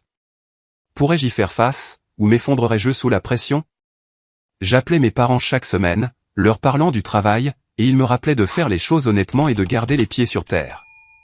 Ne laisse la pression ou les attentes de personne t'influencer. Leurs paroles m'apaisaient, mais au fond de moi, je savais que ma relation avec M et Madame Montgomery se resserrait à travers des appels de suivi, de brèves invitations à prendre un café, et cela me rendait anxieux. Que attendaient-ils de moi? Ou était-ce simplement de la gratitude? Un soir tranquille, alors que le soleil se couchait derrière les gratte-ciel de la ville, Monsieur Charles a appelé, « Daniel, venez chez nous ce soir. » Juste un repas léger et un peu de conversation. Mon cœur s'est emballé. L'invitation était informelle, sans cérémonie, mais je savais que ce n'était pas une réunion ordinaire. Je suis allé à la villa. La route familière portait maintenant un sentiment de lourdeur. Le portail en fer toujours imposant, mais le domaine semblait plus sombre avec moins de lumières allumées. M et Madame Montgomery m'ont accueilli à la porte. Il m'a serré fermement la main. Elle m'a doucement serré dans ses bras. « Entrez, Daniel. Ce soir, c'est juste un repas fait maison. Pas besoin de trop réfléchir. » Il n'y avait aucune lourdeur formelle ou légale, juste une réunion privée et sincère dans la petite salle à manger avec des bougies scintillantes et une simple salade. Nous nous sommes assis autour de la table, bavardant sur le travail, le temps, et progressivement, ils ont exprimé une profonde gratitude. Non seulement pour leur avoir sauvé la vie cette nuit-là, mais pour leur avoir montré l'image du fils qu'ils avaient espéré mais échoué à élever. Monsieur Charles m'a regardé longuement avant de parler, sa voix profonde et lente. « Daniel, vous avez de la discipline. Vous prenez vos responsabilités et vous savez garder la gentillesse à sa juste place. Ce sont des choses que nous aurions dû enseigner à Landon très tôt. » Madame Hélène s'est brièvement détournée, les yeux déjà rougis, puis m'a regardé. « Vous ne nous avez pas seulement sauvés une fois sur ce sentier. Vous nous avez sauvés de nombreuses fois depuis, par votre façon de vivre et les choix que vous faites chaque jour. » Ces mots ont fait battre mon cœur plus que je ne le voulais. J'ai senti la sincérité en eux, mais en même temps, j'ai senti un poids silencieux s'installer sur mes épaules. Pas une attente explicite, mais une responsabilité invisible que je n'étais pas sûr d'être prêt à porter. Après un court silence, Monsieur Charles a pris une profonde inspiration et a abordé ce que j'avais pressenti dès le début de la soirée. Il m'a regardé, son regard si sérieux qu'il ne pouvait être mal interprété. « Daniel, nous voulons t'adopter légalement. » Les mots sont tombés légèrement sur la table, mais pour moi, ils étaient lourds comme de la pierre. Il a continué, la voix toujours calme. « Pas pour remplacer qui que ce soit. Nous voulons simplement que tu fasses vraiment partie de cette famille, que tu marches avec nous sur la route à venir. » Madame Hélène a rapidement hoché la tête, essuyant le coin de son œil. « Nous ne cherchons pas un héritier pour les biens, » a-t-elle dit lentement. « Nous avons besoin de quelqu'un en qui nous pouvons avoir confiance, quelqu'un qui peut nous aider à réparer ce que nous avons mal fait. » Je suis resté immobile, l'esprit vide. Ma bouche s'est ouverte, mais aucun mot n'est sorti. Mon cœur cognait dans ma poitrine. Chaque battement si clair que je pensais qu'il pouvait l'entendre. Le sang m'est monté au visage, chaud et froid à la fois. J'ai compris que ce n'était pas une offre impulsive, ni de la pitié, et cela la rendait plus déconcertante que tout ce que j'avais connu auparavant. Je ne savais pas si je devais les remercier, refuser ou demander du temps. Je savais seulement qu'à partir de ce moment, ma vie était placée à un carrefour que je n'aurais jamais imaginé affronter. Un simple agent d'entretien maintenant invité à rejoindre une famille d'élite. Cette pensée m'a laissé incapable de répondre immédiatement. Je n'ai ressenti aucune exaltation, aucun sentiment de triomphe. Ce qui a surgi le plus clairement, c'est l'hésitation. Pour moi, la famille n'avait jamais été quelque chose d'adopté sur papier. C'étaient des souvenirs de sang, les leçons que mes parents biologiques m'avaient enseignées toute ma vie. Je me demandais si, en acceptant, je les trahirais, ou si c'était simplement une autre chance de faire ce qui est juste, comme la vie s'ouvrait devant moi. J'ai pris une profonde inspiration, essayant d'empêcher ma voix de trop trembler. « Monsieur, madame, j'ai besoin de temps pour réfléchir. Je ne veux pas prendre une décision hâtive. » Charles et Hélène ont hoché la tête sans faire pression. Ils m'ont raccompagné à la porte, leurs yeux emplis d'une attente silencieuse, pleine d'espoir, mais respectueuse. Je suis monté dans la voiture et j'ai conduit dans la nuit silencieuse, la route devant moi faiblement éclairée. Mon cœur battait toujours la chamade, mon esprit en ébullition, sachant que quoi que je choisisse, ma vie à partir de maintenant ne serait plus la même. Ce week-end même, je suis retourné chez mes parents biologiques, conduisant sur les routes familières avec le vent frais et l'odeur de la terre de banlieue. La maison était inchangée, confortable avec des lumières jaunes et le dîner fait maison de ma mère. Je leur ai tout raconté, la proposition des Montgomery, mon hésitation. Mon père, Gail, a écouté son fils avec le calme d'un vétéran, soulignant que les titres n'effacent pas les racines si l'on sait d'où l'on vient. Phil, les papiers ne sont qu'une formalité, a-t-il dit, la voix profonde et chaleureuse. Mais si tu acceptes, fais-le pour les bonnes raisons, non pas l'argent, mais la responsabilité. N'oublie jamais qui nous sommes. Ma mère, Genesis, avait les larmes aux yeux, à la fois fière et inquiète. Je veux juste que tu vives fidèle aux valeurs avec lesquelles tu as été élevé. Honnête, humble. Ne laisse pas ce monde te changer. Leurs paroles ont fait battre mon cœur. Leur soutien n'était pas coercitif, juste des conseils sincères. Je suis resté avec eux tard dans la nuit, parlant de souvenirs d'enfance, et l'anticipation s'est progressivement transformée en résolution. Ce n'était pas un choix facile, mais peut-être le bon. Après plusieurs jours de réflexion, des nuits blanches à regarder le plafond, à peser chaque aspect, j'ai pris ma décision.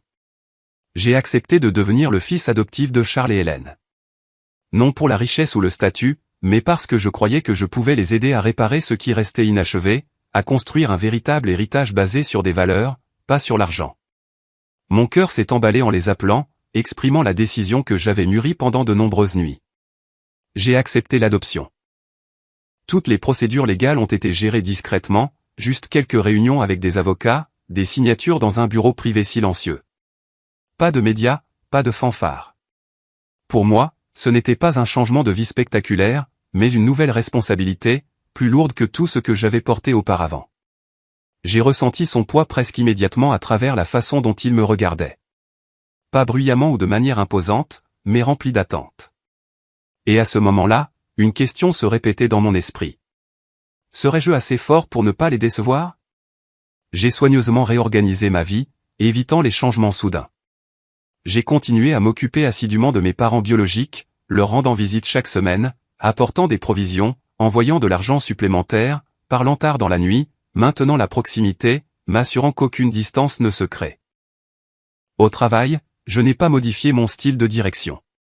J'ai mis l'accent sur la discipline, la responsabilité et l'équité, tenant des réunions hebdomadaires pour écouter les employés, améliorant les processus sans licenciement, construisant progressivement la culture que Charles et Hélène avaient toujours voulu mais jamais pleinement réalisée en raison de leur indulgence envers Landon. Charles et Hélène ont trouvé une paix tardive grâce à ces changements. Ils passaient du temps ensemble, réfléchissant au passé, et progressivement les sourires sont revenus sur leur visage. « Tu nous as redonné espoir », a dit une fois Madame Hélène. Ils ont compris que les biens peuvent être transmis. Mais un véritable héritage est une personne assez forte pour ne pas répéter les erreurs de la génération précédente. Et en moi, ils ont vu cela.